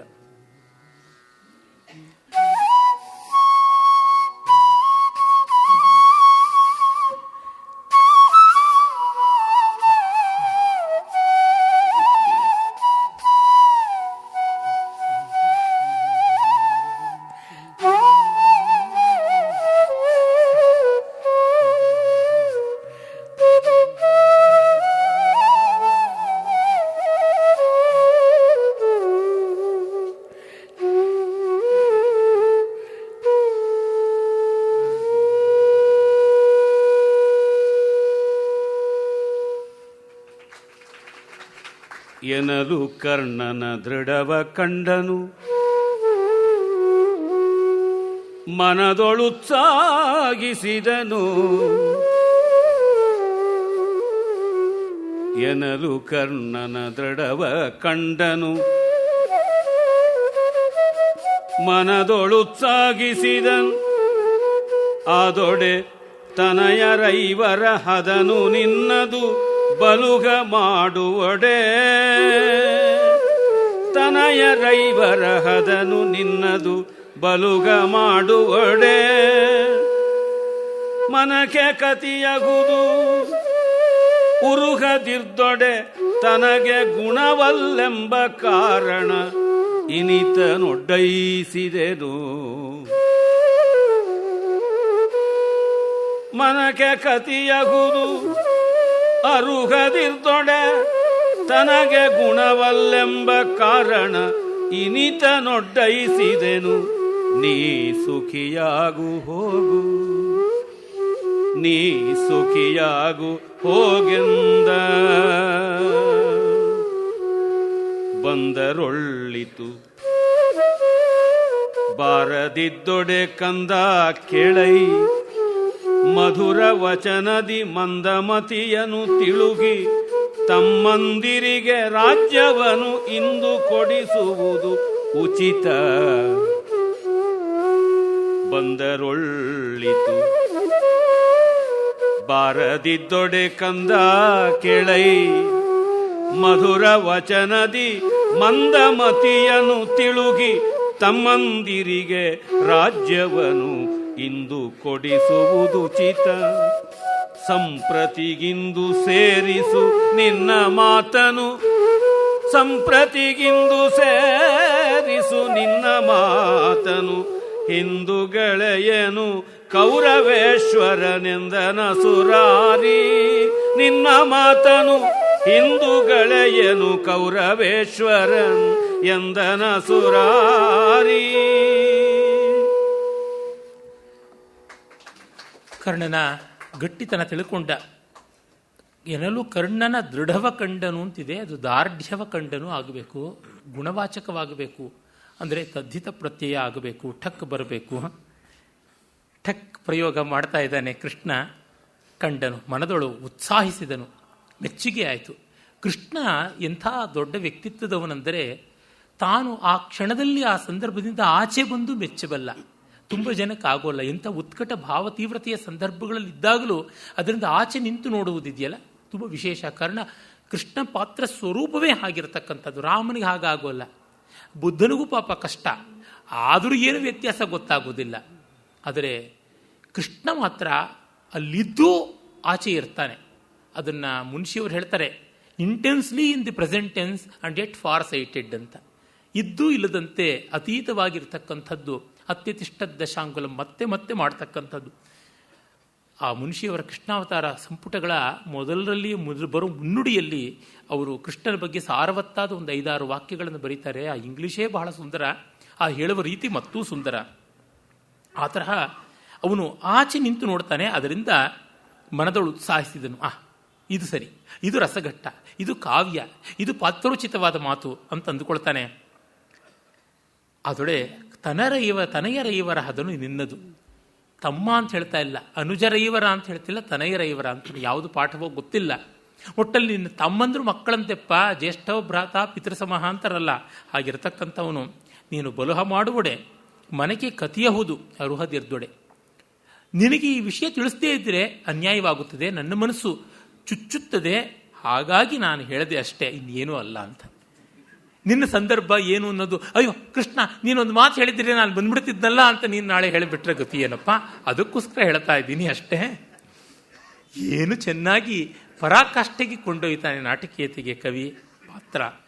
ಮನೆಗೆ ಕತಿಯಹುದು ಅರುಹದಿರ್ತೊಡೆ ತನಗೆ ಗುಣವಲ್ಲೆಂಬ ಕಾರಣ. ಹೀಗೆ ಮಾಡೋದು ನನ್ನ ಯೋಗ್ಯತೆಗೆ ತಪ್ಪಾಗುತ್ತದೆ, ತಿಳಿದವನು ನಾನು ಹೀಗೆ ಸುಮ್ಮನೆ ಇರಬಾರ್ದು. ಅದಕ್ಕೋಸ್ಕರ ಇನಿತನ್ ಒಡ್ಡೈಸಿದನು. ಇಷ್ಟು ಕಾರಣವನ್ನು ನಾನು ಒಟ್ಟಾಗಿ ಮಾಡಿ ನಿನ್ನ ಮುಂದೆ ಇಟ್ಟಿದ್ದೀನಿ, ನೀ ಸುಖಿ ಆಗು ಹೋಗು, ಎಲ್ಲಿದ್ದರೂ ಚೆನ್ನಾಗಿರು. ಇನ್ನೇನು ಚೆನ್ನಾಗಿರ್ತಾನೆ.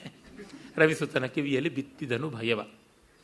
ಆದಮೇಲೆ ಇನ್ನೂ ಹೇಳ್ತಾನೆ ನೋಡಿ, ಕಟ್ಟ ಕಡೆಗೂ ಪ್ರಯತ್ನ ಬಿಡೋಲ್ಲ. ಶಾಂತಿಕಾಮುಕ ಕೃಷ್ಣ. ಬಂದರೊಳ್ಳಿತು, ನೀನು ಬಂದರೆ ತುಂಬ ಒಳ್ಳೆಯದು. ಬಾರದಿರ್ದೊಡೆ, ಬರಲಿಲ್ಲ ಅಂದ್ಕೋ, ಕಂದ ಕೇಳೈ ಮಧುರ ವಚನದಿ ಮಂದಮತಿಯನ್ನು ತಿಳಿಹಿ ತಮ್ಮದಿರಿಗೆ ರಾಜ್ಯವನ್ನು ಇಂದು ಕೊಡಿಸುವುದು ಉಚಿತ. ನೀನು ನಿನ್ನ ಬಾಯಾಗಿ ನಿನ್ನ ಮಾತಾಗಿ ದುರ್ಯೋಧನಿಗೆ ಹೇಳಿದ್ರೆ ಖಂಡಿತ ಕೊಡ್ತಾನೆ.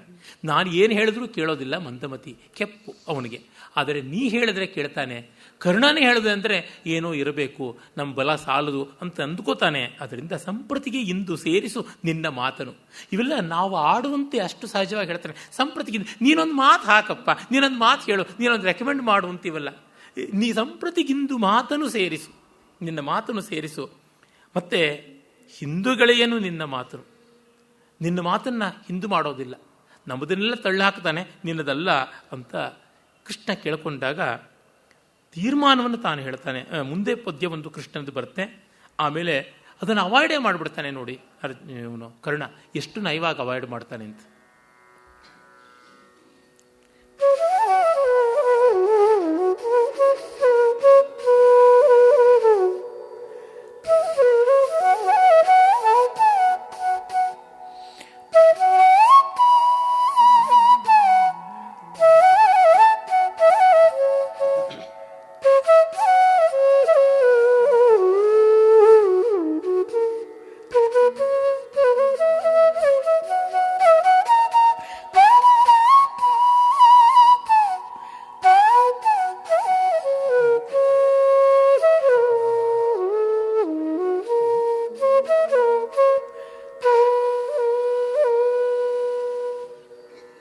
ಮಸೆದುದಿತ್ತಂಡಕ್ಕೆ ಮತ್ಸರ ಅಸಮ ಸಂಗರವೀಗ ನೀತಿಯನು ಸುರಿದರೆ ಮನಗಾಣನೆ ಕೌರವ ಮಹೇಶ್ವರನು. ಮಸೆದುದಿತ್ತಂಡಕ್ಕೆ ಮತ್ಸರ ಅಸಮ ಸಂಗರವೀಗ ನೀತಿಯನು ಸುರಿದರೆ ಮನಗಾಣನೆ ಕೌರವ ಮಹೀಶ್ವರನು. ವಿಸಸನದ ಕಟ್ಟಾಳು ಮಂತ್ರವನೆಸಗಲಾಗದು, ತನ್ನ ವೀರಕ್ಕೆ ಮಸುಳಗುದು ಮುರವೈರಿ. ವಿಸಸನದ ಕಟ್ಟಾಳು ಮಂತ್ರವನೆಸಗಲಾಗದು, ತನ್ನ ವೀರಕ್ಕೆ ಮಸುಳಗುದು ಮುರವೈರಿ. ಸಂಧಿಯನರಿಯೇನಾನೆಂದ ಕಳುಹಬೇಗುದು ದೇವ ದಿನಪತಿ ಇಳಿದನ ಪರಾಂಬುದಿಗೆ. ದೇವ ಕಳುಗಬೇಗುದು ದಿನಪತಿ ಇಳಿದನ ಬುಧ ಅಪರಾಂಬುದಿಗೆ.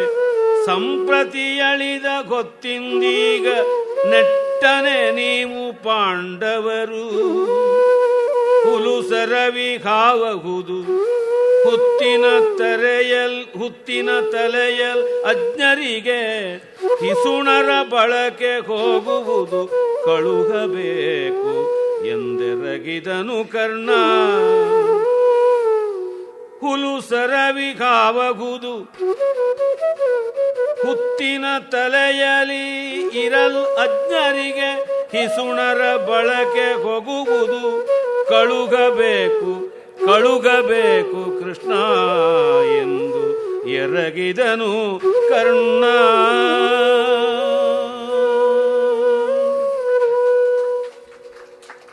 ತುಂಬ ಸೊಗಸಾದ ಪದ್ಯಗಳು. ಬೃಂದಾವನ ವನವಿಹಾರಿ ವೇಣುಗಾನ ಮಾಡಿ ಯಾರನ್ನೂ ಮರಳು ಮಾಡ್ತಾ ಇದ್ದ. ಕರ್ಣ ಮರಳಾಗಲಿಲ್ಲ. ಮಸೆದು ದಿತ್ತಂಡಕ್ಕೆ ಮತ್ಸರವು ಅಸಮ ಸಂಗರವು ಈಗ. ಇಬ್ಬರಿಗೂ ವೈರ ಇದೆ ಕೃಷ್ಣ. ಇದು ಕರ್ಣನದೇ ಪದ್ಯ. ನೀತಿಯನ್ನು ಉಸಿರಿದರೆ ಮನಗಾಣನೆ ಕೌರವ ಮಹೇಶ್ವರನು. ನೀತಿಯನ್ನು ಹೇಳಿದರೆ ಕೌರವ ಒಪ್ಪಲ್ಲ. ಮನಗಾಣನೆ ಖಂಡಿತ ಮನಗಾಣನೆ. ಇದನ್ನ ಕೃಷ್ಣನ ಭಾಗವಾಗಿ ಬೇಕಾದ್ರೂ ತಗೊಳ್ಬಹುದು. ಮನಗಾಣೋದಿಲ್ವಾ ಅಂತ ಪ್ರಶ್ನೆ ಯಾಕೆ ಕೇಳಿದಾಗ ಉತ್ತರ ಅಂತ ಕೂಡ ತಗೋಬಹುದು. ವಿಶಸನದ ಕಟ್ಟಾಳು ತನ್ನ ಬಗ್ಗೆ ಕರ್ಣ ಹೇಳ್ಕೊತಾನೆ. ವಿಶಸನ ಅಂತ ಅಂದರೆ ನಾನು ಕೊಲ್ಲೋದಕ್ಕೆ ಇರೋದು, ನಾನು ಇರ್ತಕ್ಕಂಥದ್ದು ಯುದ್ಧಕ್ಕೆ, ನಾನೊಬ್ಬ ಸೈನಿಕ, ಮಂತ್ರವೇ ಎಸಗಲಾಗದು, ನಾನು ಮಂತ್ರಿಯಲ್ಲ, ಮಂತ್ರಾಲೋಚನೆ ಮಾಡುವುದು ಸಂಧಿ ಕಾರ್ಯ ನನ್ನದಲ್ಲ, ನಾನು ದುರ್ಯೋಧನನಿಗೆ ಈ ರೀತಿಯಾದ ಆಲೋಚನೆಗಳನ್ನು ಕೊಡುವವನಲ್ಲ, ನಾನು ಕೇವಲ ಅವನು ಹೇಳದಂತೆ ಯುದ್ಧ ಮಾಡುವ ಸೈನಿಕ ಅಂತ. ಎಷ್ಟು ಜಾರ್ಕೊಳ್ತಾನೆ, ಅವಾಯ್ಡ್ ಮಾಡ್ತಾನೆ ನೋಡಿ. ತನ್ನ ವೀರಕ್ಕೆ ಮಸುಳಹುದು ಮತ್ತು ನಾನು ಈ ಥರ ಹೇಳುವುದು ನನ್ನ ಪರಾಕ್ರಮಕ್ಕೆ ಶೋಭಿಸೋಲ್ಲ, ನಿನಗೇನು ಭಯವಾಯಿತಾ ಅಂತ ಕೇಳಿದ್ರೆ ನಾನು ಏನನ್ಲಿ. ಅದರಿಂದಾಗಿ ಮೊರವೈರಿ ಸಂಧಿಯನ್ನು ಅರಿಯೇ, ನನಗೆ ಯುದ್ಧ ಬಿಟ್ಟು ಬೇರೆದು ಗೊತ್ತಿಲ್ಲ, ಸಂಧಾನ ಗೊತ್ತಿಲ್ಲ, ಕಳುಹಬೇಹುದು ದೇವ. ನೋಡಿ, ಸಾಮಾನ್ಯವಾಗಿ ಒಂದು ಸಂವಾದ ಆಗುವಾಗ ಯಾರಿಗೆ ಇನ್ನು ಮುಗಿಸೋಣ ಅಂತಿರುತ್ತೋ ಅವರೇ ಸಮಯದ ಮಾತಾಡೋದು. ಗಡಿಯಾರ ನೋಡೋದು ಯಾರು? ಸಾಕಾಯ್ತು ಅನ್ನೋರು ತಾನೆ. ಇಲ್ಲಿ ಕೃಷ್ಣ ಇನ್ನೂ ಸ್ವಲ್ಪ ಹೊತ್ತಿದ್ದು ಇನ್ನೂ ಜಗ್ಗೋಣ ಅಂತಿದೆ. ಆದರೆ ಕರ್ಣನಿಗೆ ಹಾಗಿಲ್ಲ. ಅದಕ್ಕೆ ಕಾರಣಗಳು ಇದೆ, ಹೇಳ್ತಾನೆ. ತುಂಬ ಚೆನ್ನಾಗಿದೆ ಪದ್ಯ. ಕೊಳಹಬೇಹುದು ದೇವ, ದಿನಪತಿ ಇಳಿದನ ಅಪರಾಂಬುದಿಗೆ. ಹೊತ್ತು ಮುಳುಗಿತು ಕೃಷ್ಣ. ಸೂರ್ಯ ಪಶ್ಚಿಮ ದಿಕ್ಕಿಗೆ ಬಂದ. ಸಂಧ್ಯಾವಂದನೆ ಮಾಡಬೇಕು ಅಂತ ಅರ್ಥ. ಇನ್ನೊಂದು ಕತ್ತಲಲ್ಲಿ ನಾವು ಸೇರಿದ್ರೆ ಏನೇನೋ ಅರ್ಥಗಳು ಬಂದುಬಿಡುತ್ತವೆ. ಯಾವುದೋ ಮಸಲತ್ತು ತೆರೆಮರೆಯ ಕೋಲಾಹಲ ಇದೆ ಅಂತ ಅನಿಸುತ್ತದೆ. ಹಾಗಾಗಿ ಸಂಪ್ರತಿ ಎಳೆದ ಹೊತ್ತು ಇಂದು. ಈಗಷ್ಟೇ ಸಂಧಿ ಪ್ರಸ್ತಾವ ಮುರಿದಿದೆ. ಅಂದರೆ ಈಗ ನಾವು ಶತ್ರುಗಳಾಗಿದ್ದೀವಿ. ಶತ್ರುಗಳ ಜೊತೆಗೆ ഇരുಳಲ್ಲಿ ವ್ಯವಹರಿಸಬಾರದು.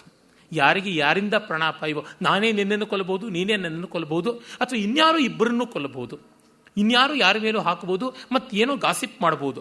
ಅದನ್ನು ತುಂಬ ಚೆನ್ನಾಗಿ ಹೇಳ್ತಾನೆ. ಲೋಕರೂಢಿಯ ಗಾದೆಯ ಮಾತಿನಂತೆ ತೆಗೆದುಕೊಂಡು ಬಂದು ಹೇಳ್ತಾನೆ, ನೆಟ್ಟನೆ ನೀವು ಪಾಂಡವರು, ನೀವೇ ಪಾಂಡವರು, ಆ ರೀತಿಯಾಗಿದ್ದೀರಾ, ಆ ಮಟ್ಟಕ್ಕೆ ಬಂದುಬಿಟ್ಟಿದೆ.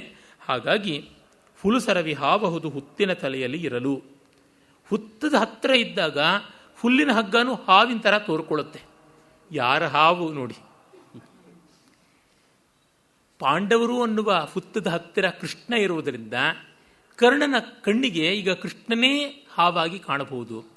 ಅಥವಾ ಕೃಷ್ಣ ಅನ್ನುವ ಹುತ್ತದ ಹತ್ತಿರ ಕರ್ಣ ಅನ್ನುವ ಹುಲ್ಲಿನ ಹಗ್ಗ ಇರೋದ್ರಿಂದ ಬೇರೆಯವರ ಕಣ್ಣಿಗೆ ಕರ್ಣನೇ ಹಾವಾಗಿ ಕಾಣಬಹುದು. ಅದರಿಂದ ದೂರ ಇರಬೇಕು. ಅಜ್ಞರಿಗೆ ಹಿಸುಣರ ಬಳಕೆ ಹೋಗುವುದು, ಕಳುಹಬೇಕುದು. ಇದೆಲ್ಲ ಪಾಪ ಪಾಮರರಿಗಾಗುತ್ತೆ. ಹಿಸುಣರಿಗೆ ಪಿಶುನರು, ದುರ್ಮಂತ್ರಿಗಳು, ಸಂಕುಚಿತ ಬುದ್ಧಿಗಳು ಇದನ್ನು ದೊಡ್ಡ ಕಥೆ ಮಾಡ್ತಾರೆ, ಇರುವುದು ಒಳಿತಲ್ಲ ಅಂತ. ಮೂಲದಲ್ಲಿ ಈ ಭಾವ ಇಲ್ಲ. ಈ ರೀತಿಯಾಗಿ ಹೊತ್ತಾಯಿತು, ನಮಗೆ ಅಪವಾದ ಬಂದೀತು ಅಂತ ಇಲ್ಲ. ಆದರೆ ಅವನು ಹೇಳ್ತಾನೆ, ಇನ್ನು ಸ್ವರ್ಗದಲ್ಲಿ ಮೀಟ್ ಮಾಡೋಣ, ವೀರ ಸ್ವರ್ಗವೇ ಅಂತ ಹೇಳಿ ಕಳಿಸ್ತಾನೆ. ಆದರೆ ಇಲ್ಲಿ ಈ ರೀತಿಯಾಗಿ ಮತ್ತೂ ಸ್ವಾರಸ್ಯಕಾರಿಯಾದ ಭಾವವನ್ನು ತಂದಿದ್ದಾನೆ. ಹೀಗೆ ಹೋಗು ಅಂತಂದ. ನಾವಿನ್ನು ನೋಡೋಣ ಅಂತ. ಡಿ.ವಿ. ಜಿಯವರು ಜ್ಞಾಪಕ ಚಿತ್ರ ಶಾಲೆಯಲ್ಲಿ ಬರೀತಾರೆ, BM ಶ್ರೀಕಂಠಯ್ಯನವರು ಸಮಯವನ್ನು ಹೊಂದಿಸ್ಕೊಳ್ಬೇಕು ಅಂತ ಯಾರಾದರೂ ಮನೆಗೆ ಬಂದರೆ, ಅತಿಥಿಗಳು ಮತ್ತೊಂದು ಮಾತಾಡಬೇಕು ಅಂತ ಬಂದರು, ಎಷ್ಟೊತ್ತಾದರೂ ಎದ್ದು ಹೋಗೋದಿಲ್ಲ. ಅದಕ್ಕೆ ಅವರೇ ಬಾಗಲವರೆಗೂ ಬಂದ್ಬಿಡ್ತಾ ಇದ್ರಂತೆ.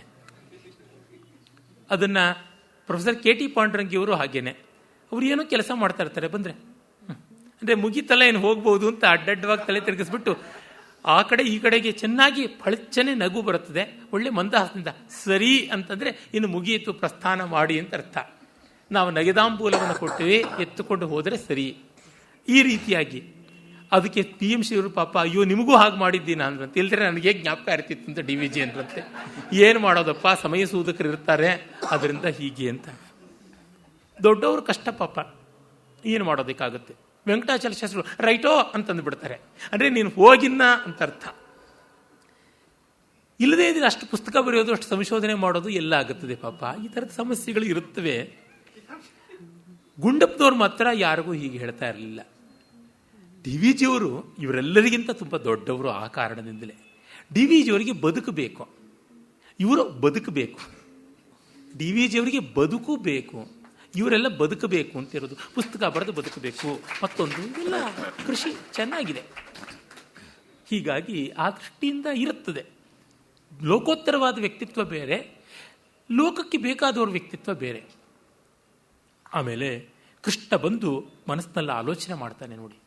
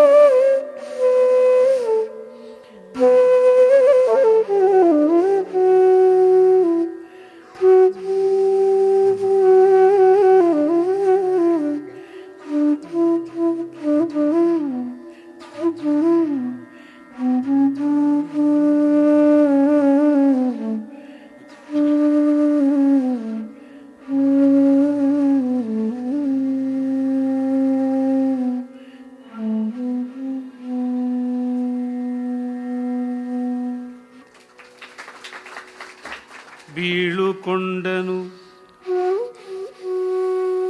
ಮನೆಗೆ ಬಂದು ವಿಶಾಲಮತಿ ಚಿಂತಿಸಿದನು.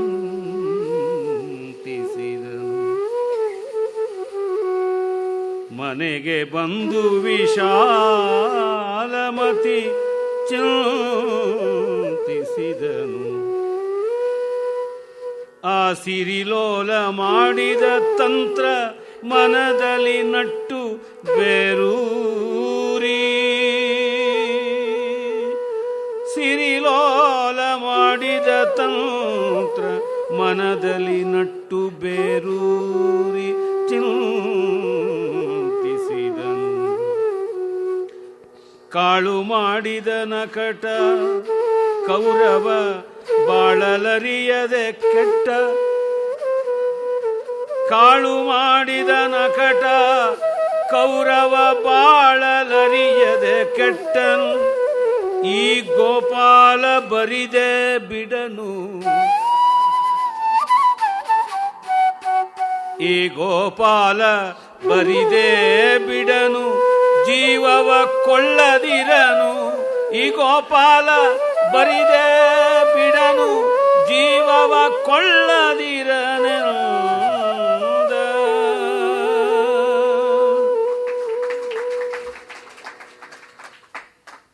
ಕೃಷ್ಣ ವಿದುರನ ಮನೆಗೆ ಬರ್ತಾನೆ. ಅವನದೊಂದು ಆಲೋಚನೆ. ಇತ್ತ ಕರ್ಣ ಬರ್ತಾನೆ. ಬೀಳುಗೊಂಡನು ಮನೆಗೆ ಬಂದು ವಿಶಾಲಮತಿ ಚಿಂತಿಸಿದನು. ಯೋಚನೆ ಮಾಡ್ತಾನೆ. ಶ್ರೀಲೋಲ ಮಾಡಿದ ತಂತ್ರ ಮನದಲ್ಲಿ ನಟ್ಟು ಬೇರೂರಿ. ಎಷ್ಟೆಷ್ಟು ಇಲ್ಲ ಅಂತ ಕೊಡುಕೊಂಡ್ರು ಅದು ತನ್ನ ಪರಿಣಾಮವನ್ನು ಮಾಡಿಯೇ ಮಾಡುತ್ತದೆ. ಅದು ಹಾಗೆ ನೀವು ಸ್ವಲ್ಪ ಹೈಪರ್ ಟೆನ್ಷನ್ದು ಡಯಾಬಿಟಿಸ್ದು ಅದರದ್ದು ಟೆಸ್ಟ್ ಮಾಡಿಸ್ಕೊಂಡು ಬನ್ನಿ ಅಂತ ಹೇಳಿದ ಮೇಲೆ ಆಯಿತು. ಅದು ಮಾಡಿಸ್ಕೊಂಡು ರಿಸಲ್ಟ್ ಬರೋವರೆಗೂ ತಲೆ ಒಳಗೆ ಗುಂಗಿ ಹುಳ ಕೊರಿತಾನೇ ಇರುತ್ತೆ. ಆ ರೀತಿಯಾಗಿ ಹಾಗೆ ಬಂದು ಚಿಂತನೆ ಮಾಡ್ತಾ ಇದ್ದಾನೆ. ಕಾಳು ಮಾಡಿದ ನಕಟ ಕೌರವ, ಅಯ್ಯೋ ದುರ್ಯೋಧನ ತಪ್ಪು ಮಾಡ್ತಾ ಇದ್ದಾನೆ, ಬಾಳಲರಿಯದೆ ಕೆಟ್ಟನು, ಅವನು ಕೆಟ್ಟ, ಗೋಪಾಲ ಬರಿದೇ ಬಿಡನು, ಜೀವವ ಕೊಳ್ಳದಿರನು. ಕೃಷ್ಣ ನುಂಗು ಬಿಡ್ತಾನೆ, ಯುದ್ಧದಲ್ಲಿ ನಮ್ಮನ್ನು ಅಡ್ಡಡ್ಡ ನುಂಗುತ್ತಾನೆ ಕೃಷ್ಣ ಅಂತ ಅದು ಅವನಿಗೆ ಗೊತ್ತಿದೆ. ಕೃಷ್ಣನಿಗೆ ಹೇಳಿದ್ದ ಮೂಲ ಮಹಾಭಾರತದಲ್ಲಿ ತಾನು ಅಂದುಕೊಳ್ಳೋದು ಮತ್ತೂ ಚೆನ್ನಾಗಿದೆ. ಹೇಳುವುದಾದರೂ ಸುಳ್ಳಾಗಬಹುದು, ಆದರೆ ಅಂದುಕೊಳ್ಳೋದು ಮಾತ್ರ ಎಂದೂ ಸುಳ್ಳಾಗೋದಿಲ್ಲ. ಹಾಗೆ ನೋಡಿದಾಗ ಸ್ವಗತ ಇದೆಯಲ್ಲ, ಅದು ಮಾನವನ ಸ್ವಭಾವ ದರ್ಶನ, ಹಾಗಂದುಕೋತಾನೆ. ಆಮೇಲೆ ಕುಂತಿ ಬರ್ತಾಳೆ, ಆ ಪ್ರಕರಣವನ್ನು ಮಾಡ್ತಾನೆ. ಇಲ್ಲಿ ಕುಮಾರವ್ಯಾಸ ಕುಂತಿಗೆ ತೀರದ ಅನ್ಯಾಯ ಮಾಡಿದ್ದಾನೆ. ಕುಮಾರವ್ಯಾಸನ ನಾನು ಇದಕ್ಕೆ ಕ್ಷಮಿಸುವುದೇನೇ ಇಲ್ಲ, ಪಾಪಿ ಅಷ್ಟೆ.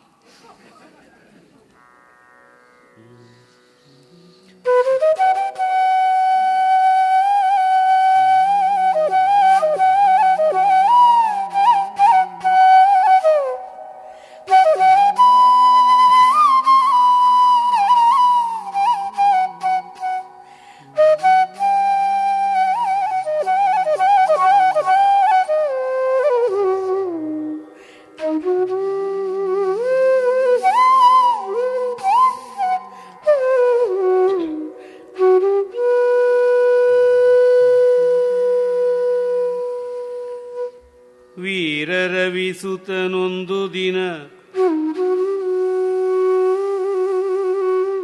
ವೀರ ರವಿಸುತನೊಂದು ದಿನ ರವಿವಾರದಲ್ಲಿ ಪರಿತೋಷಮಿಗೆ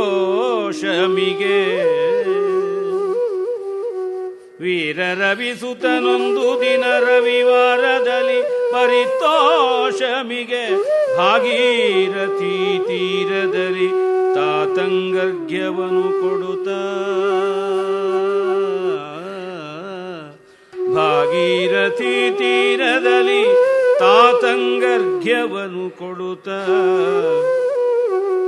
ಸೌರ ಮಂತ್ರವ ಜಪಿಸುತ್ತಿರಲ್ ಔದಾರ್ಯದ ಸುರ ತರುವ ಕುಂತಿ ನಾರಿ ಕಾಣಲು ಬಂದಳು. ಸೌರ ಮಂತ್ರವ ಜಪಿಸುತ್ತಿರಲ್ ಔದಾರ್ಯದ ಸುರ ತರುವ ಕುಂತಿ ನಾರಿ ಕಾಣಲು ಬಂದಳು. ಆತ್ಮಜನಿದ್ದ ನದಿಗಾಗಿ ಆತ್ಮಜನಿದ್ದ ನದಿಗಾಗಿ ಬಂದಳು. ಬರಲು ತಾಯಿಗಿದಿರಾಗಿ ರವಿಸುತನಿರದೆ ಬಂದನು. ಬರಲು ತಾಯಿಗಿದಿರಾಗಿ ರವಿಸುತನಿರದೆ ಬಂದನು. ದಂಡದಂತಿರ ಚರಣದಲ್ಲಿ ಮೈಯಿಕ್ಕಲು ದಂಡದಂತಿರ ಚರಣದಲ್ಲಿ ಮೈಯಿಕ್ಕಲು ಆತನ ನೊಸಲ ನೆಗಗಿದಳು. ಆತನ ನೊಸಲ ನೆಗಗಿದಳು. ಬರಸೆಳೆದು ಬಿಗಿಯಪ್ಪಿದಳು. ಬರಸೆಳೆದು ಬಿಗಿಯಪ್ಪಿದಳು. ನೀರು ರವಣಿಸಿದವು ನಯನದಲ್ಲಿ. ನೀರು ರವಣಿಸಿದವು ನಯನದಲ್ಲಿ. ಸೆರೆ ಕೊರಳಿಗೌಕಿ ತಾನ್ ಅಳಲಿನ ಬುದಿಯೊಳದ್ದಳ ಕುಂತಿ. ನೀರು ರವಣಿಸಿದವು ನಯನದಲ್ಲಿ. ಸೆರೆ ಕೊರಳಿಗೌಕಿ ತಾನ್ ಅಳಲಿನ ಬುದಿಯೊಳ್ ಅದ್ದಳ ಕುಂತಿ. ಅಳಲಿನ ಬುದಿಯೊಳ್ ಅದ್ದಳು ಆ ಕುಂತಿ.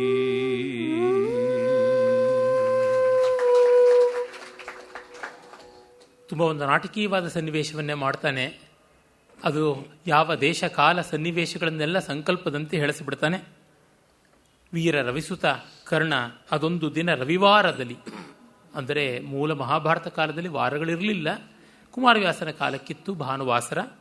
ಪರಿತೋಷಮಿಗೆ ಭಾಗೀರಥಿ ತೀರದಲ್ಲಿ ಕಾಲವಾಯಿತು. ಇನ್ನು ದೇಶ ಗಂಗಾ ತೀರದಲ್ಲಿ. ತೋಷದಲ್ಲಿ ಸಂತೋಷದಿಂದ ತಾತಂಗೆ, ಅಂದರೆ ಈಗಾಗಲೇ ಜನ್ಮರಹಸ್ಯ ಗೊತ್ತಿದೆ, ಅದರಿಂದ ತನ್ನ ತಂದೆ ಅಂತ ಅಂದ್ಕೊಂಡು ಸೂರ್ಯನಿಗೆ ಅರ್ಘ್ಯ ಕೊಡ್ತಾ ಇದ್ದ. ಅರ್ಘ್ಯವನ್ನು ಕೊಡ್ತಾ ಇದರಿಂದ ಗೊತ್ತಾಗುತ್ತದೆ ಕರ್ಣನಿಗೆ ಉಪನಯನವಾಗಿತ್ತು ಅಂತ. ತುಂಬ ಜನ ಹೀನಕುಲ ಹಾನುಕುಲ ಅಂತೆಲ್ಲ ಹಾಹಾಕಾರ ಮಾಡ್ತಾರೆ. ಮೂಲದಲ್ಲಿ ಬರುತ್ತದೆ ಸೂತಾದಿಗಳಿಗೆ ಉಪನಯನಾದಿಗಳು ವೇದಾಭ್ಯಾಸಾದಿಗಳು ಎಲ್ಲ ಉಂಟು ಅಂತ. ಜೈಮಿನಿಯ ಪೂರ್ವಮೀಮಾಂಸಾ ಸೂತ್ರದಲ್ಲಿ ರಥಕಾರಾಧಿಕರಣ ಅಂತಲೇ ಬರುತ್ತದೆ. ಅಲ್ಲಿ ರಥಕಾರರಿಗೆ ವರ್ಷಾಕಾಲದಲ್ಲಿ ಅಜ್ಞಾಧಾನ ಮಾಡಿಬಿಟ್ಟು ತ್ರೇತಾಗ್ನಿಗಳನ್ನು ಇಟ್ಟುಕೊಂಡು ಹೋಮ ಮಾಡುವುದು ಇತ್ಯಾದಿಗಳೆಲ್ಲ ಇದ್ದುವು ಅಂತ ಗೊತ್ತಾಗುತ್ತೆ. ಬಾದರಿ ಮೊದಲಾದವರ ಪೂರ್ವಾಚಾರ್ಯರ ಮತವನ್ನು ಕೂಡ ಪ್ರಸ್ತಾವ ಮಾಡುವುದಾಗುತ್ತದೆ. ಹೀಗಾಗಿ ಇವನು ಫೇಕ್ ಆಗಿ BC BT SC ST ಅಂತ ಸರ್ಟಿಫಿಕೇಟ್ ತಗೊಂಡು ಬಂದಿದ್ದಾನೆ ಈ ಕಾಲಕ್ಕೆ ಕರ್ಣ. ರಾದರ್ ಅವನಿಗೆ ಈ ಸೋಕಾಲ್ಡ್ ಬುದ್ಧಿಜೀವಿಗಳು ಈ ಸರ್ಟಿಫಿಕೇಟ್ ಕೊಡಿಸಿದ್ದಾರೆ ತಮ್ಮ ಅನುಕೂಲತೆಗೋಸ್ಕರ. ಇವರ ದೃಷ್ಟಿನಲ್ಲಿ ಮುಸ್ಲಿಮರು ಸೆಕ್ಯುಲರ್ ಆಗಿಬಿಡ್ತಾರೆ, ಕ್ರಿಶ್ಚಿಯನ್ರು ಮಹಾ ಸೆಕ್ಯುಲರ್ಗಳಾಗ್ಬಿಡ್ತಾರೆ. ಇನ್ನು ಏನಾಗಬೇಕಾಗಿದೆ ಹಾಗೆ ಆಗಿದೆ. ಅದೇ ಇವನಿಗೆ ವೇದಾಭ್ಯಾಸವಿತ್ತು ಮತ್ತು ಸೂರ್ಯೋಪಾಸನೆಯನ್ನು ಮಾಡ್ತಿದ್ದ ಅಂತ ಗೊತ್ತಾಗುತ್ತದೆ. ತಾತಂಗ ಅರ್ಘ್ಯವನ್ನು ಕೊಡುತ್ತಾ ಸಾರ ಮಂತ್ರವ, ಅಂದರೆ ಗಾಯತ್ರಿ ಮಂತ್ರವನ್ನು, ಗಾಯತ್ರಿ ವೇದ ಸಾರ ಅಂತ ಪ್ರಸಿದ್ಧವಾಗಿರ್ತಕ್ಕಂಥದ್ದು. ತ್ರಯೀ ವೇದ ಸಾರ, 3 ವೇದಗಳ 3 ಪಾದಗಳ ಗಾಯತ್ರಿ ಅಂತ ಆಗಿರ್ತಕ್ಕಂಥದ್ದು ಅಂತೆಲ್ಲ ಉಂಟಲ್ವ. ಜಪಿಸುತ್ತಿರಲು ಔದಾರ್ಯದ ಸುರ ತರುವ, ಉದಾರ ಕಲ್ಪತರುವನ್ನು ಕುಂತಿ ನಾರಿ ಕಾಣಲು ಬಂದಳು. ಆತ್ಮಜನ ಇದ್ದ ನದಿಗಾಗಿ ಆ ನದಿ ತೀರಕ್ಕೆ ಅವಳು ಬರ್ತಾಳೆ. ತುಂಬ ನಾಟಕೀಯ ಸಂದರ್ಭ, ಬಹಳ ಹೃದಯ ಸ್ಪರ್ಶಿ. ಬರಲು ತಾಯಿಗಿದಿರಾಗಿ ರವಿಸುತನು ಎರದೇ ಬಂದನು. ತಾನು ನಿಂತುಕೊಳ್ಳದೆ ಬಿಗಿದುಕೊಳ್ಳದೆ ಬಂದು ಅವಳನ್ನು ಕಂಡು ದಂಡದಂತಿರೆ ಚರಣದಲ್ಲಿ, ದಂಡವತ್ ಪ್ರಣಮೇತ್ ಅಂತ ಉಂಟಲ್ಲ, ದಂಡದಂತೆ ಉದ್ದಂಡವಾಗಿ ನಮಸ್ಕಾರ ಅಂದರೆ ಸಾಷ್ಟಾಂಗ ನಮಸ್ಕಾರ ಮಾಡ್ತಾನೆ. ಆತನ ನೊಸಲ ನೆಗೆದಳು, ತಲೆ ಸವರ್ತಾಳೆ, ಹಣೆ ಸವರ್ತಾಳೆ, ಬರಸೆಳೆದು ಬಿಗಿಯಪ್ಪಿದಳು, ಅಪ್ಪಿಕೊಳ್ತಾಳೆ, ಕಣ್ಣಲ್ಲಿ ನೀರು ತಾನಾಗಿ ತುಂಬಿಕೊಳ್ಳುತ್ತದೆ. ಇಲ್ಲಿ ನೋಡಿ ಕವಿಯ ವಾಗ್ರೂಢಿ, ನೊಸಲ ನೆಗೆಹಿದಳು, ಬರಸೆಳೆದು ಬಿಗಿಯಪ್ಪಿದಳು, ಇವನ್ನ ತಾನು ಮಾಡ್ತಾಳೆ ವಾಲಂಟ್ರಿಯಾಗಿ. ಆದರೆ ಇನ್ವಾಲಂಟ್ರಿಯಾಗಿ ಕಣ್ಣಲ್ಲಿ ನೀರು ಬಂತು. ನೀರು ಬರೆಸ್ಕೊಳಕ್ಕಾಗೋಲ್ಲ, ಕೈ ಚಾಚಿ ಅಪ್ಪಿಕೊಳ್ಳಬಹುದು. ಕವಿ ಆಲೋಚಿಸಿ ಬರೆದನೋ ಬಿಟ್ಟನೋ, ನಮಗಂತೂ ಆ ಸ್ವಾರಸ್ಯ ಕಂಡಾಗ ಗೊತ್ತಾಗುತ್ತದೆ. ಇವು ಸಾತ್ವಿಕಾಭಿನಯ ಅಂತ ಕರಿತೀವಿ. ಅಶ್ರು, ವೈವರ್ಣ್ಯ, ತೇಪಥು, ರೋಮಾಂಚ ಇತ್ಯಾದಿಗಳೆಲ್ಲ. ನಾನು ಮೂರ್ಛಿಸುವೆನು ಅಂತ ಮೂರ್ಛೆ ಹೋಗೋಕ್ಕಾಗೋಲ್ಲ, ರೋಮಾಂಚ ಮಾಡ್ಕೊಳ್ಳೋಕ್ಕಾಗೋಲ್ಲ. ಆದರೆ ಇಲ್ಲಿ ನೋಡಿ, ನೀರುರವಣಿಸಿದವು ನಯನದಲ್ಲಿ, ತನ್ನಂತೆ ತಾನೇ ಆಯಿತು, ಅಲ್ಲಿ ಕರ್ತೃ ಇವಳಲ್ಲ, ಅದು ಮಾಡಿದೆ. ಆ ತರಹ ಅಂತ ಕವಿ ಬರೀತಾನೆ. ತಾನು ಅಳಲಿನ ಅಬ್ದಿಯಳು ಆಳ್ದಳು, ಅಳಲಿನ ಸಂಕಟದ ಸಮುದ್ರಕ್ಕೆ ಬಿದ್ದಳು. ಆಮೇಲೆ ಪಂಪನಿಂದ ಸಾಕಷ್ಟು ತೆಗೆದುಕೊಂಡು ಸನ್ನಿವೇಶವನ್ನು ಬೆಳೆಸ್ತಾನೆ ಕವಿ. ಇದಕ್ಕೆ ಮಹಾಭಾರತದ ಒಂದು ಪ್ರಕ್ಷಿಪ್ತ ಪಾಠವೂ ಕೂಡ ಮೂಲ. ಆದರೆ ಪರಿಷ್ಕೃತ ಆವೃತ್ತಿಯಲ್ಲಿ ಹೀಗೆಲ್ಲ ಇಲ್ಲ. ಪರಿಷ್ಕೃತ ಆವೃತ್ತಿಯ ಪ್ರಾಚೀನ ಪಾಠವನ್ನು ನೋಡಿದ್ರೆ ಪಂಪ, ಕುಮಾರವ್ಯಾಸ ಇವರೆಲ್ಲ ಕನ್ನಡಿಗರನ್ನ ಸೆಂಟಿಮೆಂಟಲ್ ಫೂಲ್ಸ್ ಆಗಿ ಮಾಡಿಬಿಟ್ಟಿದ್ದಾರೆ ಅಂತ ಅನಿಸುತ್ತದೆ. ಈ ಸಿಚುಯೇಷನ್ ಅನ್ನು ತುಂಬ ಸೆನ್ಸೇಷನಲ್ ಆಗಿ ಮಾಡಿದ್ದಾರೆ. ಈ ಟಿವಿಯನವರು ಈಗ ಮಾಡ್ತಾರಲ್ಲ, ಒಂದನ್ನೇ ನಾದಿ ನಾದಿ ರುಬ್ಬಿ ರುಬ್ಬಿ ಆ ರೀತಿಯಾಗಿ ಮಾಡಿ ಕುಂತಿಗೆ ತೀರದ ಅನ್ಯಾಯವನ್ನು ಮಾಡಿದ್ದಾರೆ ಅಂತಂದೆ. ಆ ಸನ್ನಿವೇಶವನ್ನು ನೋಡೋಣ.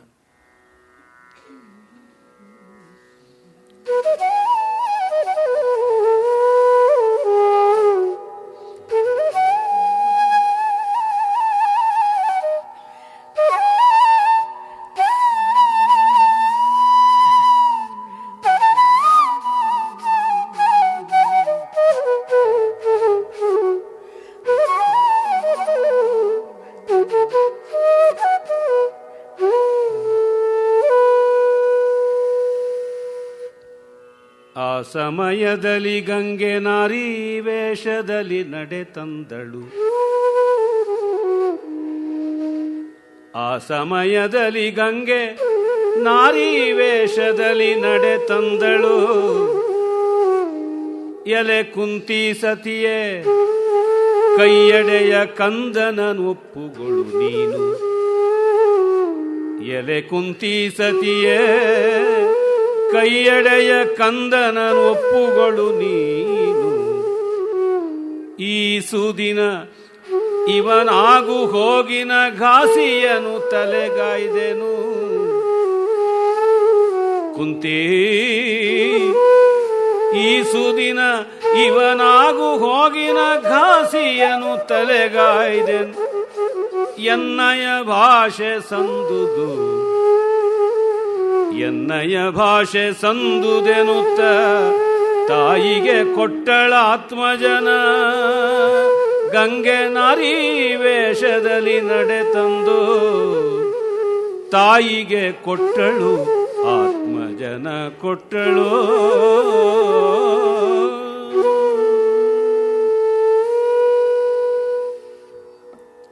ಆಗ ಗಂಗೆ ಬರ್ತಾಳೆ, ನಾರಿ ವೇಷದಲ್ಲಿ ನಡೆತಂದು ಎಲೆ ಕುಂತಿ ಸತಿಯೇ ಕೈ ಎಡೆಯ ಕಂದನನು ಒಪ್ಪುಗಳು ನೀನು. ಅಂದು ನನ್ನ ಮಡಿಲಿಗೆ ಹಾಕಿದೆಯಲ್ಲ, ತಾಯೇ ಬಲ್ಲಂದದಲ್ಲಿ ಕಂದನ ಕಾಯಿ ಅಂತ ನಾನು ನೋಯಲಿ ಎದೆ ಮುಳುಗಲಿ ಎದೆ ಚಾಚಿದೆನು ತಡಿಗೆ, ನಿನ್ನ ತಡಿಗೆ ಚಾಚಿದೆನು ಮಡಿಗೆ, ಚಾಚಿದೆನು ಉಡಿಗೆ. ನಿನ್ನ ಮಡ್ಲಿಗೆ ಹಾಕಿದ್ದೀನಿ, 60 ವರ್ಷ ಆಗಿದೆ ಈ ಮಗನಿಗೆ, ನಿನ್ನ ಮಡ್ಲಿಗೆ ನಾನು ಹಾಕಿದ್ದೀನಿ ನೋಡು. 1 ಸಂವತ್ಸರ ಚಕ್ರವೇ ಆಗಿದೆ. ಈ ಸುದಿನ ಇವನ ಆಗು ಹೋಗಿನ ಘಾಸಿಯನ್ನು ತಲೆಗಾಯ್ದನು. ಇಲ್ಲಿವರೆಗೂ ಇವನ ಜೊತೆನೇ ಇವನ ಬದುಕಿನಲ್ಲೇನೆ ಹರಕೊಂಡು ಬಂದು ಇವನನ್ನು ಕಾಪಾಡಿದ್ದೀನಿ. ಎನ್ನಯ್ಯ ಭಾಷೆ ಸಂದುದು, ನನ್ನ ಪ್ರಮಾಣ ಮುಗೀತು, ನನ್ನ ಮಾತು ಕೊಟ್ಟಿದ್ದು ಮುಗೀತು ಅಂತ. ಇದು ತುಂಬ ರಮಣೀಯ ನಾಟಕೀಯ ಸನ್ನಿವೇಶ. ಇದು ಒಂದು ಪ್ರತಿಮಾ ಸನ್ನಿವೇಶ. ಅಂದರೆ ಇಟ್ ಇಸ್ ಎ ಮೆಟಫಾರಿಕಲ್ ಥಿಂಗ್. ಗಂಗೆಗೆ ಹಾಕದ ಮಗು ಗಂಗೆಯ ತೀರದಲ್ಲೇ ಇವಳ ಕೈಗೆ ಬಂತು. ಆಗ ಕೈಯಿಂದ ಎಸೆದಿದ್ದಾಳೆ, ಅಂದರೆ ಬಿಟ್ಟಿದ್ದಾಳೆ, ಈಗ ಕೈ ಚಾಚಿ ಬೇಡತಾ ಇದ್ದಾಳೆ. ಯಾವ ಐರನಿ ಇದೆಯಲ್ಲ. ಅದೇ ನದಿ ತೀರದಲ್ಲಿ ಇನ್ನು ಸ್ವಲ್ಪ ಮೇಲೆ ಕುಂತಿ ಭೋಜನ, ಆ ಒಂದು ಕುಂತಿ ಭೋಜಪುರದಲ್ಲಿ ಮಾಡಿದ ಕೆಲಸ.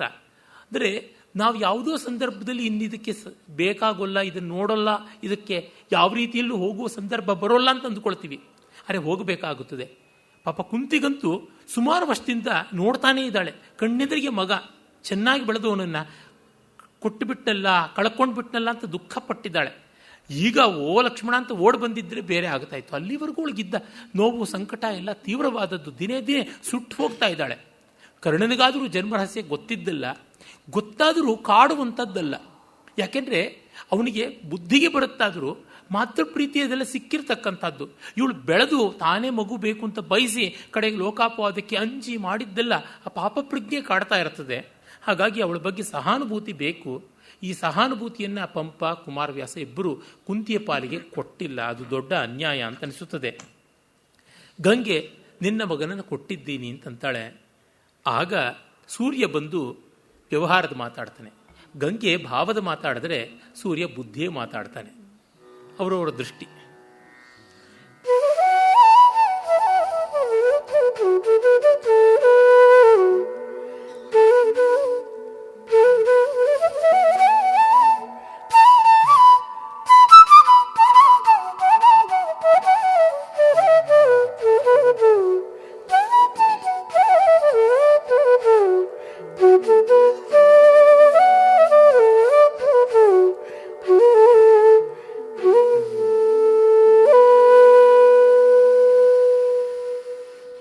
ಇರಲಿರಲು ರವಿ ಬಂದನು, ಇರಲಿರಲು ರವಿ ಬಂದನು, ಎಕ್ಕಟಿ ಕರೆದನು, ಎಕ್ಕಟಿ ಕರೆದನು, ಈತನ ಕಿವಿಯೊಳೆಲ್ಲವನೊರೆದ, ಈತನ ಕಿವಿಯೊಳೆಲ್ಲವನೊರೆದ, ನಿನಗೆಲೆ ಮಗನೆ ಕುಂತಿದೇವಿ ತಾಯಹುದು, ಮಗನೇ ನಿನಗೆ ಕುಂತಿದೇವಿ ತಾಯಹುದು, ಮುರಹರನ ಮತದಿಂದ ನಿನ್ನಯ ಸರಳ ಬೇಡಲು ಬಂದಳು, ಮಗನೇ ಮುರಹರನ ಮತದಿಂದ ನಿನ್ನಯ ಸರಳ ಬೇಡಲು ಬಂದಳು, ಅಂದಿನ ಹರಿಗೆ ಕವಚವನಿತ್ತವಳು ಮರುಳಾಗಬೇಡ, ಅಂದಿನ ಹರಿಗೆ ಕವಚವನಿತ್ತವಳು ಮರುಳಾಗಬೇಡ ಎಂದ ರವಿ ಬಂದು ಎಕ್ಕಟಿ ಕರೆದು ಈತನ ಕಿವಿಯೊಳ್ ಎಲ್ಲವ ಒರೆದ.